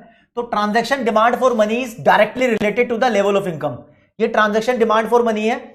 इसमें ये बोल रहा है इक्वेशन एल, उसके नीचे छोटा सा आर है, फिर के है, और ये हमारी इनकम है। के वही है कैम्ब्रिज वाला के, है ना? तो इसको के ने लिखा हुआ है, के is the ratio of earning which is kept for transaction purpose. यानी टोटल तुम्हारी इनकम का वो हिस्सा जो तुमने ट्रांजैक्शन के लिए अपने पास रखा हुआ है, मतलब परसेंटेज है जितनी भी तुम खर्च करोगे यार। और एल आर को बोल रहा है ये ट्रांजैक्शन डिमांड फॉर मनी है। यार ट्रांजैक्शन डिमांड को टीडी बोल देता, ट्रांजैक्शन डिमांड। एल आर क्यों बोल रहा है? एल का मतलब वैसे लिक्विडिटी है, लेकिन क्यों बोल रहा है यार? ये तो नहीं बोलना चाहिए था, है? क्या कर दिया इन्होंने? ठीक है, कोई बात नहीं। फिर बोलता है individual and business keep a proportion of their income to finance. कहता है बहुत सारे इंडिविजुअल और बिजनेस अपनी इनकम का प्रोपोर्शन अपने पास रखते हैं कुछ ना कुछ फाइनेंस करने के लिए, कुछ ना कुछ करने के लिए, ठीक है ना? तो ठीक है दोस्तों, ये चीज दी हुई है, ये इक्वेशन है। इक्वेशन के बारे में ज्यादा जानना नहीं है, बस आपको देखना है यहां पर आपकी इनकम से आपकी मनी डिमांड का रिश्ता सीधा है, पॉजिटिव है। हर एक बंदे ने ये बात बोली है, ये क्या नई बात बोल रहा था? बहुत बेसिक बात बोली है, कोई नहीं। दूसरा मोटिव है प्रिकॉशनरी मोटिव, इमरजेंसी के लिए आप पैसे को रखते हो अपने पास। अच्छा, एक चीज मुझे यहां से रिमूव करनी थी आपके लिए, टू फाइनेंस व्हाट, इस चीज को कहीं और रिलेट करना था। ओके, कहां हो गया रे बाबा? इसको यहां से हटा दो, यहां से हटा,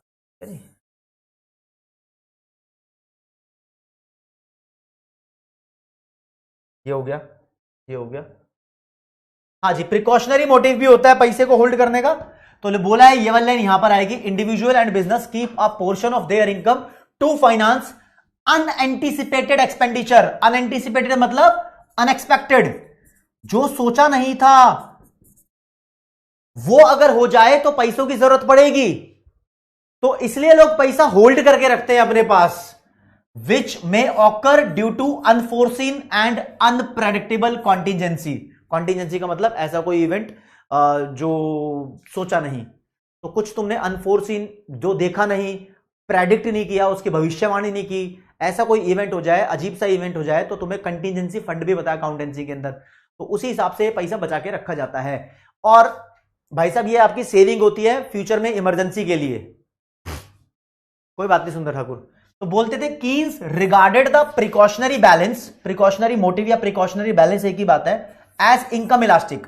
कीन्स कहते थे कि जितना भी तुम मनी डिमांड करोगे इसके हिसाब से वो इनकम इलास्टिक होगा। कहने का मतलब ये, जितनी ज्यादा इनकम होगी उतना ज्यादा आप प्रिकॉशनरी पैसा रखोगे अपने पास, उतना ज्यादा इमरजेंसी फंड रखोगे अपने पास। प्रिकॉशनरी बैलेंस को मैं इमरजेंसी फंड बोल देता हूं, आपको आसान रहेगा। इमरजेंसी फंड, जितना अमीर आदमी होगा वो उतना ज्यादा प्रिकॉशनरी बैलेंस रखेगा अपने पास, और जितना गरीब आदमी होगा वो उतना कम प्रिकॉशनरी बैलेंस रखेगा अपने पास। यार पता है क्या, एक बंदा 100 रुपए कमाता है तो वो पहले अपनी बेसिक नीड्स को सेटिस्फाई करेगा, वो तो 95 रुपीज खर्च कर देगा। एक बंदा 100 करोड़ कमाता है, यार वो तो 1 करोड़ ही खर्च करेगा मुश्किल से, समझ रहे हो? ठीक है, तो यही है, जिसकी इनकम इलास्टिक है, ज्यादा इनकम वाला ज्यादा सेव करेगा, कम इनकम वाला कम सेव करेगा। यानी रिच के पास ज्यादा फंड होते हैं, गरीब के पास कम फंड होते हैं। और and not very sensitive to rate of interest. यानी ये कहता है कि इंटरेस्ट रेट से इसका रिश्ता नहीं है। यानी देखो क्या है, not very sensitive to rate of interest को मैं एक्सप्लेन करूंगा सर थोड़ा अपने अंदाज में। देखो जी, कहते हैं अगर आपको इंटरेस्ट रेट ज्यादा मिलता है बैंक से या कहीं से भी, तो तो आप उस पैसे को बैंक वगैरह के अंदर डिपॉजिट करा देते हो या कहीं शेयर से इंटरेस्ट मिल रहा है, किसी और चीज से मिल रहा है, आप उस पैसे को इन्वेस्ट कर देते हो, कहीं ना कहीं कर देते हो ना, अपने पास नहीं रखते। लेकिन इमरजेंसी एक ऐसी चीज है, प्रिकॉशनरी मोटिव एक ऐसी चीज है, आप नहीं देखते मार्केट में क्या इंटरेस्ट मिल रहा है भाई, कितना भी ज्यादा इंटरेस्ट मिल रहा हो, कुछ पैसा आप अपने पास रखोगे ही रखोगे, कुछ पैसा आप अपने पास रखोगे ही रखोगे। वो प्रिकॉशनरी बैलेंस मान लो या इमरजेंसी बैलेंस मान लो। तो इसके लैंग्वेज का मतलब यही है कि जो प्रिकॉशनरी बैलेंस होता है वो इंटरेस्ट इनइलास्टिक होता है, मतलब इंटरेस्ट से उसका कोई लेन देन नहीं होता। इंटरेस्ट ज्यादा हो कम हो ऐसी तैसी कराए, मेरे को इतना पैसा सेव करके रखना है, ये जरूरी है। हाँ, because it is created for unforeseen expenditure, पता नहीं कब क्या खर्चा आ जाए, तो भाई ये तो बचा के रखना बहुत जरूरी है। आम जिंदगी में ऐसा ही होवत है कि नहीं होवत है? जी हाँ, होवत है भैया। ये सेकंड ऑब्जेक्टिव था। थर्ड वाला था भाई, थर्ड वाला मैं नेक्स्ट क्लास में एक्सप्लेन करूंगा, लेकिन नाम बता देता हूं,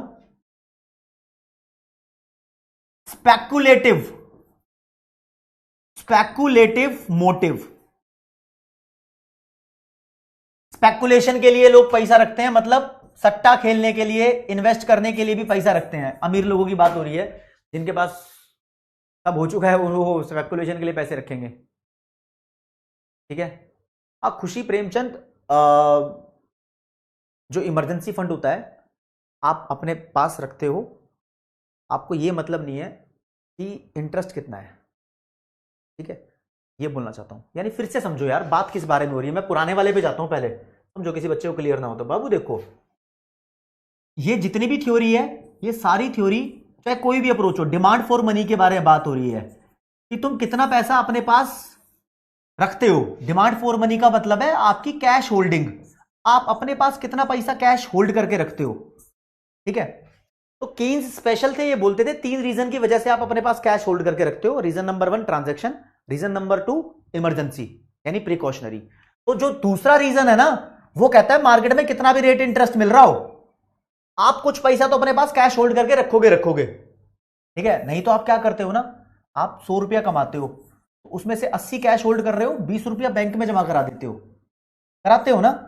लेकिन कुछ ना कुछ ऐसा पैसा है भाई, 10-15 कुछ भी रुपया रख रहे हो आप, इमरजेंसी के लिए रख रहे हो। मार्केट में ये मान लो तुम्हें ज्यादा इंटरेस्ट देने लगा, तो तुम इस पैसे को कभी जमा नहीं कराओगे, कभी भी जमा नहीं कराओगे, इसलिए इंटरेस्ट इनइलास्टिक है। ठीक है, आज सट्टेबाजी में आ जाते हैं। सट्टेबाजी में भाई साहब इन्वेस्टमेंट की बात होती है। मैं आपको एक बहुत अच्छी चीज समझाने जा रहा हूं, तो अलर्ट रहना, बहुत दिमाग लगा के रहना।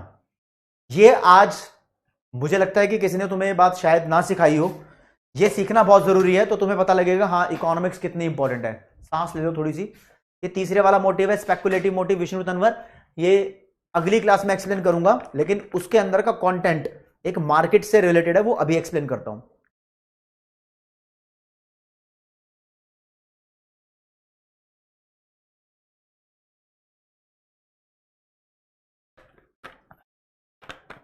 हाँ साक्षी, बिल्कुल, ठीक है, वेरी गुड भैया, वेरी गुड। जैसे कीन्स को थोड़ा और ब्रेक करके बताता हूं, चलो मान लो कीन्स को ब्रेक करके बताता हूं भाई, जिस बच्चे को क्लियर सुनना हो। कीन्स कहता है अगर तुम्हारी 150 रुपए की कमाई है, इनकम है, इसमें से कुछ पैसा तुम अकाउंट में डाल देते हो, सेव कर लेते हो, 50 रुपए हो गया, अपने पास कैश होल्ड मान लो 100 रुपया करते हो आप, कैश होल्ड 100 रुपया करते हो, तो यार ट्रांजैक्शन पर्पस के लिए कुछ पैसा रखते हो, इस 100 में से कुछ ना कुछ ट्रांजैक्शन के लिए होगा, मान लो 50 रुपया, कुछ ना कुछ प्रिकॉशनरी मोटिव के लिए तुमने सोचा होगा, इमरजेंसी के लिए मान लो 30 रुपया, कुछ ना कुछ सट्टा लगाने के लिए सोचा होगा, मतलब इन्वेस्टमेंट स्पेकुलेशन के लिए, ये सेविंग तो नहीं है ना, मार्केट में लगा रहे हो पैसा, मान लो 20 रुपया। तो ये कैश होल्ड है, यही मनी डिमांड है, मनी डिमांड या डिमांड फॉर मनी। ठीक है जी, ये जो बैंक में डाल देते हो उसकी बात हो ही नहीं रही है, वो तो डिमांड फॉर मनी है ही नहीं।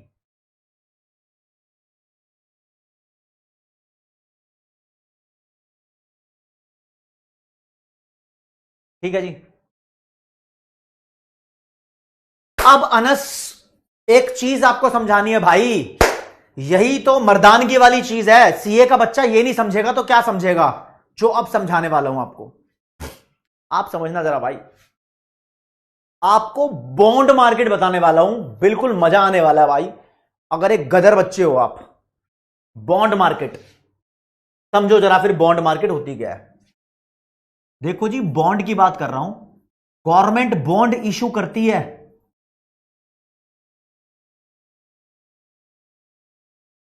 गवर्नमेंट बॉन्ड इशू करती है लोगों से पैसा उधार लेने के लिए। तो इस बॉन्ड मार्केट की बात हो गई। चलो ठीक। तो बॉन्ड की कहानी क्या होती है सुनो जरा। मान लो तुमने सरकार से 100 रुपए का एक बॉन्ड खरीद लिया। इसकी कहानी सुनो। पहली बात तो बॉन्ड पे आपको क्या क्या फायदे होते हैं। पॉइंट नंबर 1, बेनिफिट 1, सरकार आपको इसके ऊपर इंटरेस्ट प्रोवाइड करती है। तो रेट ऑफ इंटरेस्ट का फायदा होता है आपको बॉन्ड पे। मान लो 100 रुपए का बॉन्ड ले लिया आपने, और जिससे भी बॉन्ड लिया है वो कह रहा है कि आपको 10% का इंटरेस्ट देंगे हर साल के हिसाब से। तो हर साल आपको 10 रुपए एक्स्ट्रा मिलेंगे। ये तो बात बढ़िया हो गई, बात बढ़िया हो गई, ठीक है, ओके, इतनी बातें सॉर्टेड है। बेनिफिट नंबर 2 सुनो। अगर ये बॉन्ड मार्केट में बहुत ज्यादा पॉपुलर हो गया, जनरली हो जाते हैं ऐसे बॉन्ड, तो लोग पता है क्या कहेंगे, ये बॉन्ड अगर प्रिया ने खरीदा है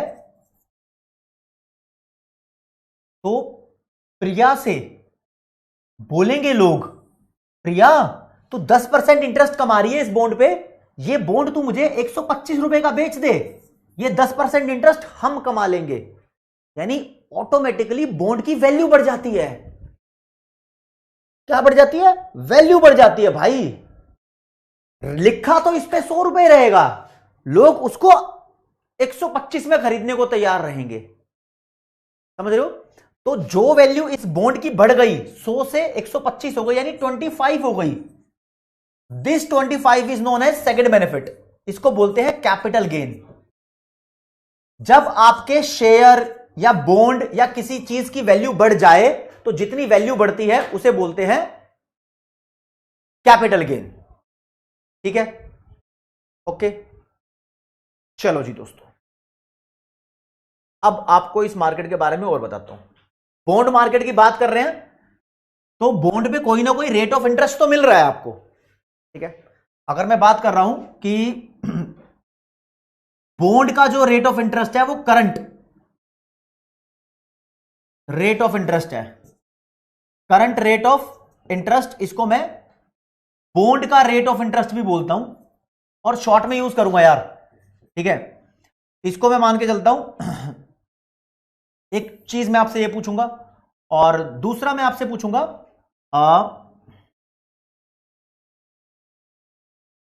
नॉर्मल या क्रिटिकल रेट ऑफ इंटरेस्ट।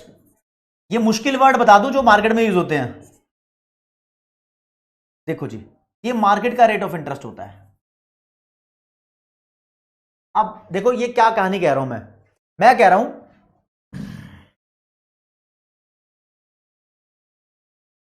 आओ जरा हवेली पे। मैं कह रहा हूं एक 100 रुपए का बॉन्ड है,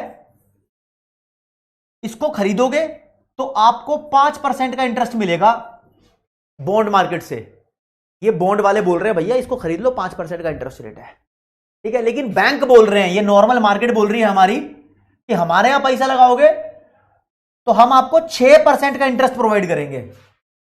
तो आपसे क्वेश्चन पूछता हूं कि आप बॉन्ड परचेज करोगे या नहीं करोगे? आपसे क्वेश्चन, अगर परचेज करोगे तो थम्स अप करना, परचेज नहीं करोगे तो थम्स डाउन करना। बताओ जी, बॉन्ड परचेज करोगे या नहीं करोगे ऐसी सिचुएशन में? बताओ बताओ भाई, बॉन्ड पे इंटरेस्ट मिलेगा आपको 5% का और मार्केट से मिल रहा है 6% का। उसको क्रिटिकल फालतू में बोल रखा है इसने, रायता पिला रखा है मॉड्यूल के अंदर।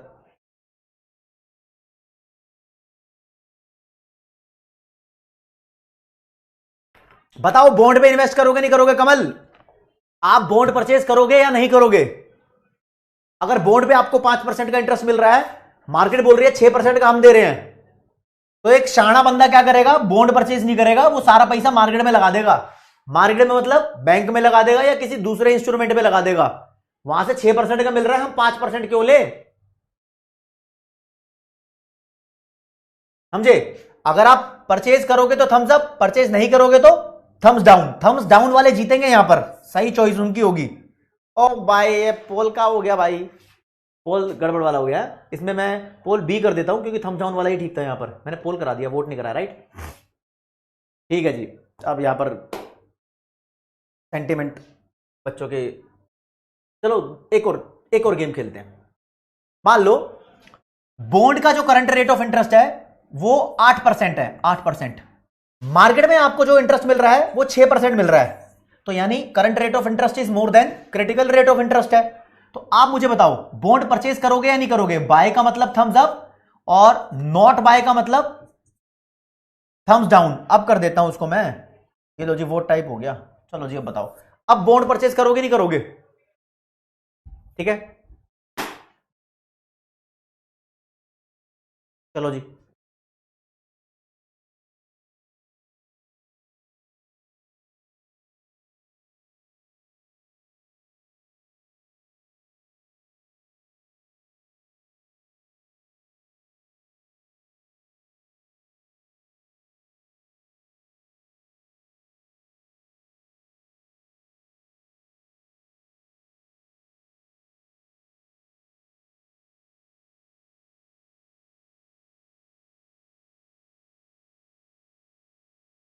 यार जब बॉन्ड मार्केट में ज्यादा इंटरेस्ट मिल रहा है तो तुम कहीं और इन्वेस्ट क्यों करोगे? बैंक में कहीं और पैसा क्यों लगाओगे अदर इंस्ट्रूमेंट पे, है ना? तो यहां बॉन्ड में ही बाय कर लोगे, बॉन्ड ही बाय करेंगे।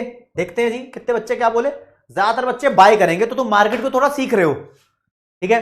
अब मार्केट को सीख रहे हो तो देखो, आपको इधर मिलेगा कैपिटल गेन भी। क्यों मिलेगा? क्यों मिलेगा आपको कैपिटल गेन? यहां पर आपको यहां कैपिटल गेन इसलिए मिलेगा क्योंकि आप बहुत ज्यादा पैसा कमा रहे हो। जिन लोगों ने खरीद लिए, लिमिटेड बॉन्ड होते हैं, ऐसा नहीं कि अनलिमिटेड सबको मिल जाएंगे। देखो ना यार, मान लो सरकार को 100 बॉन्ड इश्यू करने हैं, तो 200 लोगों ने अप्लाई कर दिया, हम खरीदना चाहते हैं, सरकार प्रोराटा बेसिस लगा के 100 को ही तो इश्यू करेगी। अब तुम सोच रहे हो कि लव सर को तो प्रोराटा ही पता है, ठीक है कोई बात नहीं, ठीक है। सरकार 100 को इश्यू करेगी ना, फिर ये 100 लोग दे दनादन पैसा कमा रहे हैं, फिर जो बचे हुए लोग हैं वो उनसे कहेंगे यार मेरे को 110 में दे दे, मेरे को 120 में दे दे, जो ज्यादा एक्साइटेड होंगे मेरे को 125 में दे दे, है ना? कैपिटल गेन होगा। लेकिन यहां क्या होने वाला था, यहां तुमने बॉन्ड खरीद लिया, ठीक है, तुम फंस गए क्योंकि मार्केट में इंटरेस्ट रेट ज्यादा है, तो तुम क्या सोचोगे, यार यहां बॉन्ड होल्ड करने का फायदा नहीं है, ठीक है? आप बॉन्ड बेच के, यहां दुनिया क्या करेगी, बॉन्ड सेल कर देगी, बॉन्ड बेच देगी, बॉन्ड बेच के वो पैसा लगाएंगे मार्केट में, तो यहां बॉन्ड की हालत खराब, बॉन्ड खस्ता हो जाएंगे, बॉन्ड की बेइज्जती हो जाएगी। बॉन्ड की बेइज्जती हो गई मतलब मार्केट के अंदर बॉन्ड की हवा खराब हो गई भाई। इसका मतलब ये बाबा कि इसकी डिमांड बहुत कम हो गई है, सप्लाई है इसकी, लोग बेचे जा रहे हैं, दे दनादन बेचे जा रहे हैं, भैया डिमांड कम सप्लाई ज्यादा, तो इस बॉन्ड की वैल्यू, बाबा 100 रुपए का बॉन्ड था ना ये, तो मार्केट में इसकी औकात 70 की हो सकती है, मतलब कम हो जाएगी। तो यहां कैपिटल गेन होने की बजाय क्या होगा, कैपिटल लॉस हो जाएगा। अगर तुम्हारे बॉन्ड की वैल्यू बढ़ रही है, मार्केट में लोग उसको ज्यादा पैसे का खरीदना चाहते हैं, तो दैट इज कैपिटल गेन। लेकिन बॉन्ड की वैल्यू कम हो गई तो कैपिटल लॉस, कैपिटल लॉस, ठीक है? अब जरा ढंग से सुनेंगे, मैं पॉइंट टू पॉइंट आपको दोबारा बताता हूं। देखो दोस्तों, बोरियत होने वाली बात, बुक मॉड्यूल पे आ जाओ।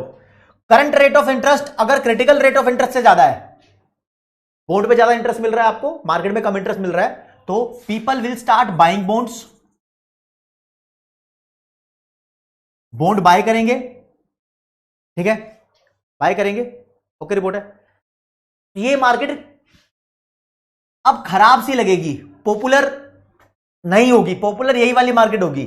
इस मार्केट पे क्या फर्क पड़ेगा, ये मार्केट धीरे धीरे लोग एक्सपेक्ट करेंगे खत्म होने वाली है। People will expect interest rate will fall down, लोग सोचेंगे ये गया, शॉर्ट टर्म के लिए सोचते हैं, जाता कभी नहीं है ये, सोचते हैं लेकिन गया, खत्म, क्योंकि दुनिया का मजा वहीं आ गया ना। ये किसकी दुनिया है भाई, ये इन्वेस्टर की दुनिया है, ये एवे किसी और की दुनिया नहीं है। अभी तुम्हारी दुनिया बनने वाली है ये, ठीक है, लोग सोचते हैं इंटरेस्ट रेट गया गया तो फिर आगे क्या सोचेंगे, उसकी कहानी मैं आपको बता रहा हूं। चलो जी, देखो जी मैंने क्या स्टोरी रची है तुम्हारे लिए। मैंने बोला अगर करंट रेट ऑफ इंटरेस्ट ज्यादा है क्रिटिकल रेट ऑफ इंटरेस्ट से, क्रिटिकल वाला हो गया नॉर्मल जो मार्केट में मिलता है भाई, करंट वाला हो गया बॉन्ड वाला इंटरेस्ट रेट, ये ज्यादा है, जेम्स बॉन्ड का इंटरेस्ट रेट है भाई, ये जेम्स बॉन्ड,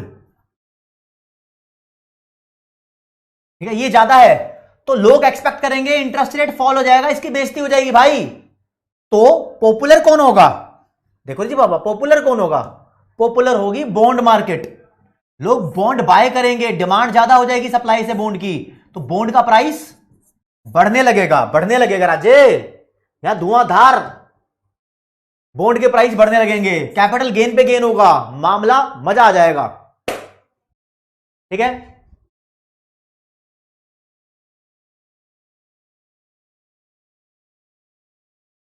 ठीक है कमल, तो people will convert there cash balance into bond, तो लोगों की जो डिमांड फॉर मनी है, जो वो कैश अपनी पॉकेट में घर में रख रहे थे, वो घर में नहीं रखेंगे, बॉन्ड खरीद लेंगे भैया। तो कहते हैं जब बॉन्ड का interest critical rate of interest से ज्यादा हो तो लोगों के पास कैश बैलेंस कम रखते हैं, वो पैसा सारा लगा देंगे मार्केट में, भाई वहीं से माल आ रहा है, क्यों लगाएंगे, क्योंकि उनको भी कसक है ज्यादा रेट ऑफ इंटरेस्ट कमाने की, to earn high rate of return on bond, और दे एक्सपेक्ट कैपिटल गेन, और वो ये भी एक्सपेक्ट कर रहे होंगे, दो फायदे होंगे, एक तो इंटरेस्ट बहुत ज्यादा मिल रहा है, दूसरा कैपिटल गेन भी मिलेगा, ठीक है, okay okay, resulting from a rise in future bond price, इसकी वजह से बॉन्ड प्राइस भी फ्यूचर में बढ़ जाएगा, लेकिन राजे अगर उल्टा हुआ तो क्या होगा, देखो अगर मैं बोलता हूं करंट रेट ऑफ इंटरेस्ट कम हुआ, मतलब बॉन्ड पे तुम्हें 5% का इंटरेस्ट मिल रहा है, मार्केट में 8% का इंटरेस्ट मिल रहा है, तो यहां पर क्या है ना, यहां पर ये वाला इंटरेस्ट ज्यादा है, इसकी हवा बन जाएगी, लोग इसकी तरफ भागेंगे, है ना, तो लोग उम्मीद करेंगे कि यहां पर ये मार्केट एक्सपैंड होगी, अब इसको उम्मीद को मान लेना, करते हैं ऐसा लोग, तो लोग कहेंगे भैया ये इंटरेस्ट और बढ़ता रहेगा, तो people expect a rise in interest rate, और इसकी वजह से इसकी बेइज्जती हो जाएगी, इसको कोई नहीं खरीदेगा, इसकी डिमांड कम हो जाएगी, सप्लाई ज्यादा हो जाएगी, तो बॉन्ड प्राइस फॉल होना लग जाएगा। तो अब लोग क्या करेंगे, लोग कहेंगे यार हमें बॉन्ड नहीं खरीदना, अब हम कंपेरेटिवली यहां पर लगाएंगे पैसा, ठीक है, इस मार्केट में लगाएंगे, और ये तो बैंक वगैरह है यार, यहां पर डिपॉजिट करेंगे ना, तो फिर हम कुछ पैसा अपने पास कैश होल्ड भी करके रख सकते हैं। तो कहने का मतलब ये है, तो people will hold their wealth, यानी their property in the form of liquid cash rather than bonds, bond की जगह वो अपना पैसा यहां रखेंगे, अपने पास रखेंगे, कैश की फॉर्म में रखेंगे। तुम बोलोगे नहीं ये तो बैंक में डिपॉजिट हो गया, कैश थोड़ी है, अरे केन्स बोलता है, ये तीसरा मोटिव है ना सट्टा लगाने का, केन्स बोलता है ये कि ये पैसा उन्होंने अपने पास ही रखा है, ठीक है जी। क्यों रखा ये पैसा अपने पास, इसके कारण दिए हुए हैं, तो कारण और परिणाम देख लो। पहला लिखा है less suffered by way of interest income foregone is small, कहते हैं कि जो इंटरेस्ट फॉरगॉन होगा वो इंटरेस्ट बहुत स्मॉल होगा, ठीक है, तो इसलिए वो अपने पास कैश रख लेंगे। Can avoid the capital loss, वो इसलिए अपने पास रख के यहां मूव करेंगे क्योंकि वो इधर तो उसको कैपिटल लॉस होने वाला था भैया, बेइज्जती होने वाली थी मार्केट की, ठीक है। और return on money balance will greater than the return on alternative asset, alternative asset का मतलब ये अल्टरनेटिव एसेट मार्केट हो गई, कहता है इस पे कम है इस पे ज्यादा है तो इसलिए यहां जाएंगे, ठीक है। If interest does increase in the future, अगर इंटरेस्ट फ्यूचर में बढ़ जाता है तो बॉन्ड प्राइस विल फॉल, अगर ये इंटरेस्ट बार बार और बढ़ जाता है, बढ़ने की उम्मीद है, तो ये बॉन्ड प्राइस की और बेइज्जती हो जाएगी, इसका रेट और कम हो जाएगा, ठीक है। तो एक ideal cash balance held can be used to buy bonds at a lower price, फिर क्या होगा जब बहुत ही ज्यादा बेइज्जती हो जाएगी तो लोगों ने थोड़ा सा पैसा रखा होगा उससे वो इसको खरीद लेंगे, जब बहुत ज्यादा बेइज्जती हो जाएगी, जीरो तो नहीं होता, तो फिर इसको खरीद लेंगे, can thereby make a capital gain, तब वो बाद में सोचेंगे कैपिटल गेन हो जाएगा। तो यानी यहां पर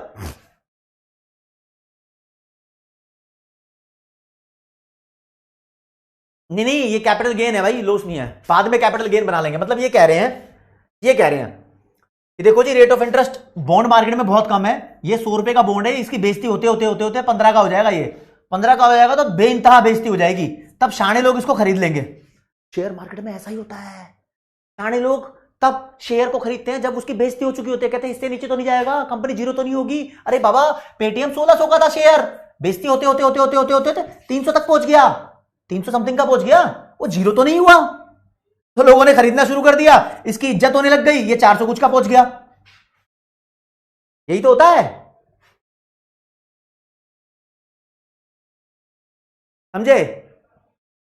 ओके रिपोर्ट है। तो एक थ्योरी दी हुई थी बॉन्ड मार्केट की, चलो इसको तो बाद में बात करूंगा आपसे। आपसे क्वेश्चन पूछ लेता हूं, यही वाला। लो जी, केन्स का पूछा है, the precautionary money balance people want to hold.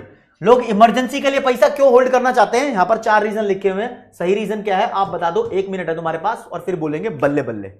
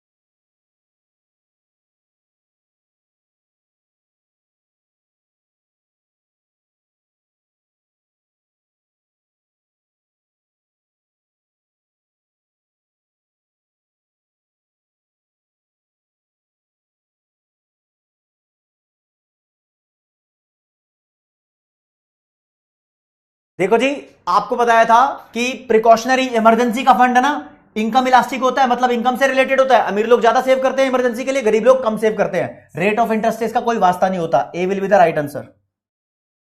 बताया था, ढंग से बताया था ना? ठीक है जी।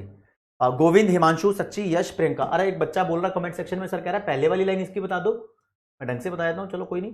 ये बोल रहा है सर, हाँ ये लाइन समझ नहीं आई, low less suffered by way of interest income foregone is small. मैं बताता हूं, देखो जब आपको बॉन्ड मार्केट पे कम से कम ना के बराबर इंटरेस्ट मिल रहा है, तो कह रहा है कि आप कैश बैलेंस रखोगे अपने पास। कैश बैलेंस आप इसलिए रखोगे क्योंकि ये चिद्दू सा इंटरेस्ट रेट है।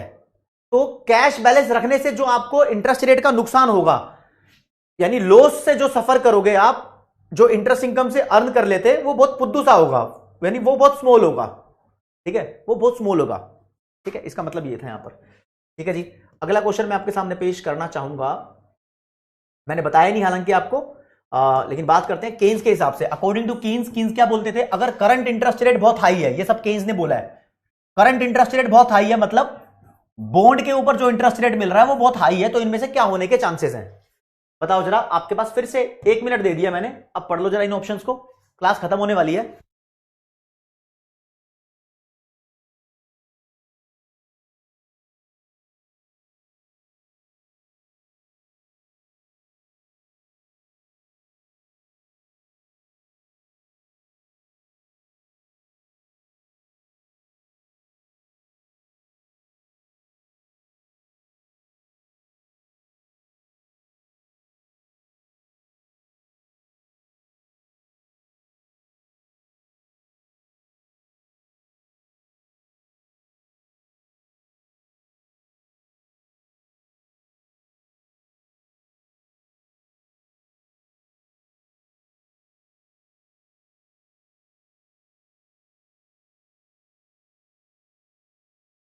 देखो जी, बॉन्ड रेट का अगर इंटरेस्ट ज्यादा है तो लोग क्या एक्सपेक्ट करेंगे?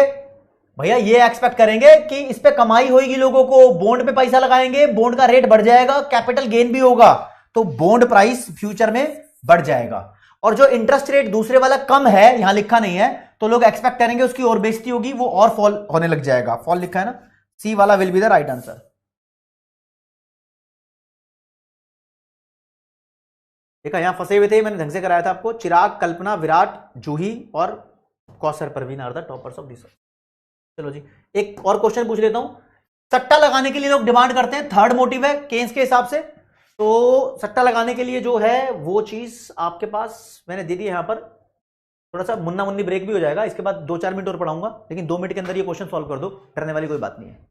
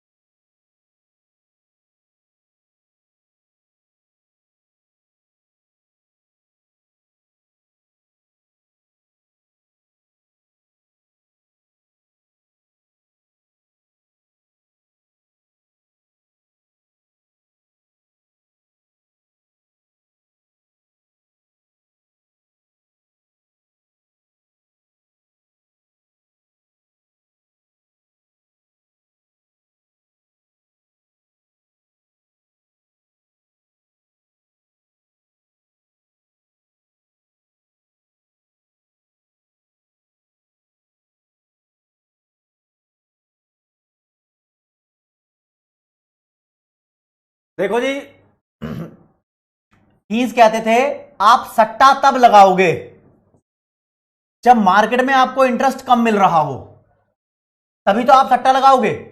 अगर मार्केट में इंटरेस्ट ज्यादा लगा रहा हो तो आप बॉन्ड नहीं खरीदोगे, बॉन्ड लगाने को सट्टा बोल रहा है, यही तो बात है ना। तो सट्टा ज्यादा लगाना तब होगा जब मार्केट का इंटरेस्ट कम हो, और सट्टा तुम कब लगाओगे? कम, जब मार्केट में तुम्हें इंटरेस्ट ज्यादा मिल रहा हो। तो इनका नेगेटिव रिलेशन हो गया, तो it is negatively related with interest rate. तभी सोचने का टाइम भी ज्यादा दिया था, कि क्वेश्चन थोड़ा कॉम्प्लिकेटेड था। देखा, बच्चे थोड़े कंफ्यूज भी थे, तो यहां क्लैरिटी मिल गई होगी। ठीक है, ओके, रिपोर्ट है। मानस, चाहत, आकाश, प्रियंका, चिराग मंडल आर द टॉपर्स। चलो जी, अगले पे चलते हैं उस्ताद। 2-4 क्वेश्चन रह गए हैं। चलो बहुत बेसिक से करते हैं। चूज द इनकरेक्ट स्टेटमेंट, 4 लाइनें लिखी हैं, कौन सी गलत है वो पढ़ के बता दो। इसके लिए फिर से मैं आपको दे दूंगा 1 मिनट दे सकता हूं, 1 मिनट दे सकता हूं। पढ़ लो जी, पढ़ लो, पढ़ लो जी, पढ़ लो, पढ़ लो जी, पढ़ लो।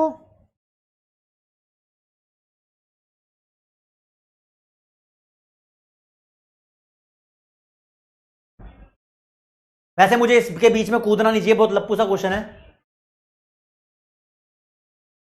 सूर्यपाल जब नहीं बोलता ना इंटरेस्ट रेट किसका है, तो वो मार्केट का इंटरेस्ट रेट होता है।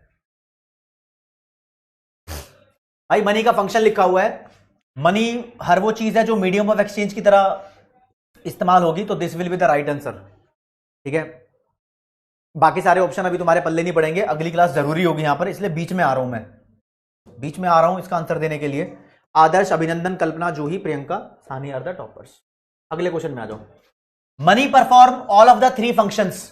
मनी कौन से 3 फंक्शन परफॉर्म करता है? बहुत आसान क्वेश्चन है, बहुत लप्पू क्वेश्चन है, इसका जवाब देना पड़ेगा। स्टार्टिंग में कराया था आपको 3 फंक्शंस कौन कौन से हैं मनी के। 12th क्लास में तो बहुत सारे होंगे, ग्रेजुएशन में भी बहुत सारे होंगे, अगर तुम बीकॉम वगैरह कर रहे हो। आपके सीए फाउंडेशन में 3 ही है।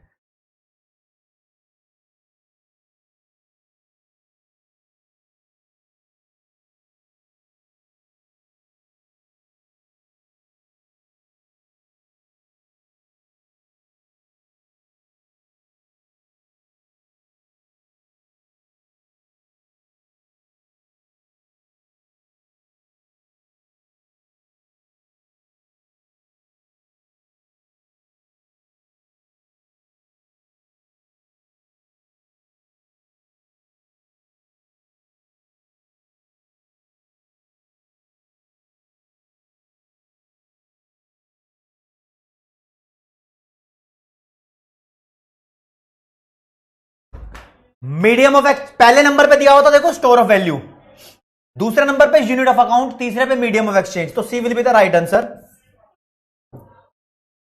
यहां तो सही है, प्रत्युष, साक्षी, आदर्श, कल्पना, केतन। चलो जी उस्ताद। अच्छा जी, एक और ले लो भैया यहां से। Higher the dash, higher would be dash of holding cash, lower will be dash. क्या स्कीम है दोस्तों, बताता हूं। अगर मार्केट में इंटरेस्ट रेट ज्यादा है, ठीक है, तो आपको कैश होल्ड करने की अपॉर्चुनिटी कॉस्ट, कौन सी कॉस्ट, अपॉर्चुनिटी कॉस्ट भी ज्यादा चुकानी होगी। देखो इसका मतलब यह है, अगर मार्केट में आपको ज्यादा इंटरेस्ट मिल रहा है तो भाई आप कैश क्यों होल्ड कर रहे हो, क्यों बेइज्जती करा रहे हो अपनी, मार्केट में इन्वेस्ट कर दो ना। मान लो 100 रुपए आपके पास, ठीक है, उस पर 15% का इंटरेस्ट रेट मिल रहा है, तो आप मार्केट में लगाओगे तो वो 115 हो जाएंगे, अपने पास रखेंगे तो 100 ही रहेंगे। तो जो अपॉर्चुनिटी कॉस्ट है 15 रुपए का, जो आप नुकसान करवा रहे हो बैठे बैठे, ये अपॉर्चुनिटी कॉस्ट आपकी ज्यादा हो रही है, समझे। और बाबा इसकी वजह से आप डिमांड फॉर मनी कम करोगे। डिमांड फॉर मनी कम क्यों करोगे, ठीक है, क्यों कम करोगे, आप अकल आ जाएगी, आप अपने पास कैश पैसा ज्यादा नहीं रखोगे, आप वहीं लगाने लग जाओगे, ठीक है। तो यहां पर ये तीनों बातें, इंटरेस्ट, अपॉर्चुनिटी कॉस्ट और demand for money. Interest, opportunity cost और डिमांड फॉर मनी यहां पर दिए हुए हैं, तो डी वाले को मैं राइट बोल देता हूं बिना किसी खेद के। कहां गया मेरा क्वेश्चन, ये रहा। पोल स्टार्ट नहीं किया था क्या, चलो ये तो समझ में नहीं आता, वैसे आप लोगों को समझाना ही पड़ता है मुझे। क्वांटिटी थ्योरी ऑफ मनी पे आ जाते हैं, पहली पहली इरविंग फिशर की quantity theory of money hold that.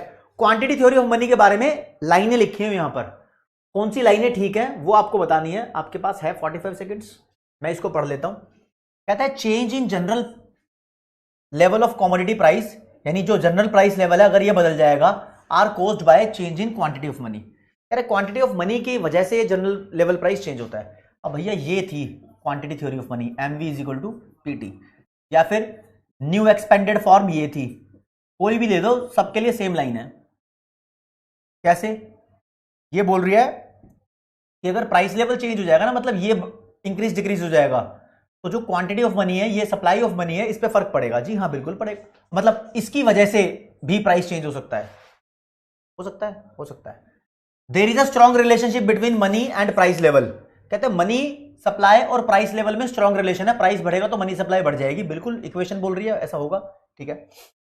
Change in the value of money and purchasing power of money are determined first and foremost by change in quantity of money in circulation. जितना पैसा public के पास circulate हो रहा है वो money in circulation है, ये quantity of money, ठीक है, ये मनी सर्कुलेशन डिसाइड करती है, ठीक है, मतलब यही डिसाइड, ये लिखा है, इसकी वजह से सबसे पहले डिसाइड होता है कि लोग कितना माल खरीद पाएंगे। हाँ, जितना पैसा छपा है उससे डिसाइड होगा ना लोगों की परचेजिंग पावर क्या है, कितना माल खरीद पाएंगे। बिल्कुल, ये तीनों लाइन ठीक बनती है यहां पर, इसलिए डी ऑप्शन ठीक है, इसलिए डी ऑप्शन ठीक है, ठीक है जी। चाहत, Ketan, Pratyush, Monika, Raj Sharma are the toppers. मैंने पूरा कंटेंट करा दिया जो कराना था आप लोगों को, बस कीन्स का जो थर्ड वाला ऑब्जेक्टिव था वो मुझे और थोड़ा सा और एक्सप्लेन करना है अगली क्लास में। यानी दोस्तों देखो, कुल मिला के सुनो, आपको यहां पर 6 अप्रोच पढ़नी है, 3 अप्रोच आप पढ़ चुके हो। कौन कौन सी पढ़ चुके हो आप पढ़ चुके हो क्वांटिटी थ्योरी ऑफ मनी, फिर पढ़ चुके हो आप कैम्ब्रिज, और फिर पढ़ चुके हो आप कीन्स की लिक्विडिटी प्रेफरेंस थ्योरी, ठीक है। ये थोड़ी सी रह गई है, इसको और कर लेंगे। बाकी अगली 3 अप्रोच बड़ी है, ये केन्स के बाद की है, उनको पोस्ट केन्स अप्रोच बोलते हैं, post Keynes approach, post Keynesian approach.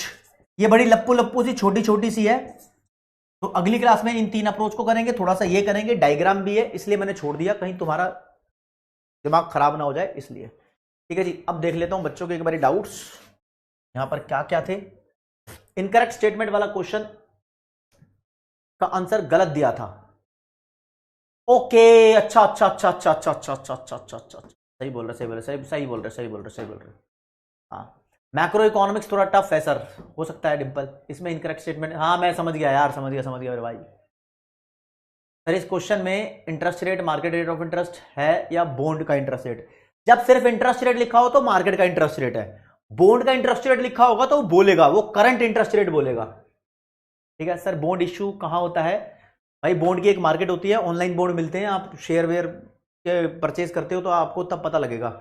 ठीक है, वैसे आरबीआई भी इशू करता है bond. Precautionary motive like uncertain event, बिल्कुल बोल सकते हो अनस भाई। सर मैंने एग्जाम फॉर्म भरा है, भरा ही नहीं, इन्फॉर्मेशन नहीं सर, अब कुछ समझ नहीं आ रहा क्या करूं, विंडो ओपन है या नहीं। खुशबू आपने एग्जाम फॉर्म नहीं भरा, इन्फॉर्मेशन कैसे नहीं थी? मैंने इंस्टा पे भी पूरी स्टोरी मारी थी, शॉर्ट भी बनाया था अपने यूट्यूब चैनल पे, सीए वाला यूट्यूब चैनल पे, क्लास में भी बताया था यार, आपने बहुत बड़ी अपॉर्चुनिटी मिस कर दी। अगर एग्जाम फॉर्म नहीं भरा आप एग्जाम नहीं दे पाओगी। मैंने स्पेशली बोला था, काफ़ी बच्चे एग्जाम नहीं दे पाते। अब सितंबर या दिसंबर का जो भी अटैम्प्ट आएगा उसके लिए आप एलिजिबल हो, नहीं दे पाओगी, अब नहीं होगा। हाँ आनस आ सकता है, 10-15 मिनट लेट, सेकंड लेट हो सकता है। सर मैं डैश भी डैश एक बार छोटे में बता दिया, चल निकिता बता दिया मैंने पूरा एक्सप्लेन। सर मैं अभी 30K पर मंथ अर्न करता हूँ, तो मैं क्या सीए बनने के बाद कम से कम 3 लाख कर पाऊंगा? प्रिंस गुप्ता वही तो कहता हूँ मैं, आजकल क्या स्टोरी डाल रहा हूँ, मैं बोल रहा हूँ ना बच्चों को कि जितनी ज़्यादा तुम्हें कॉर्पोरेट नॉलेज होगी उतने ज़्यादा तुम पैसे कमा सकते हो। ठीक है सर, बॉन्ड में 12% इंटरेस्ट कंपनी देती है। हाँ इतना ही देती है यार, मैं तो अपने एग्जाम्पल के हिसाब से कुछ भी बोल रहा था, तुम डर क्यों रही हो? ठीक है दिखा देता हूँ भाई अपना लीडर बोर्ड। चिराग, खुशी, शिवम, जैनम, प्रियंका, सच्ची कुमारी, कल्पना, विराट कोहली, शक्ति और कौशल परवीन आर द टॉपर्स। ठीक है जी, ओके। तो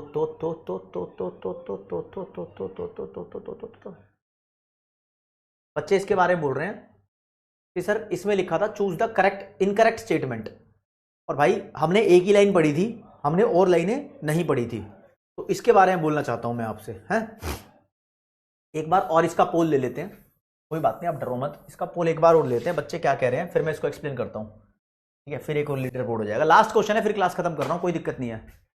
ठीक है लास्ट क्वेश्चन है दोस्तों। इनकरेक्ट स्टेटमेंट लिखा था, मैंने इसको थोड़ा करेक्ट वाला पढ़ लिया था, थोड़ा गलत हो गया था, राइट।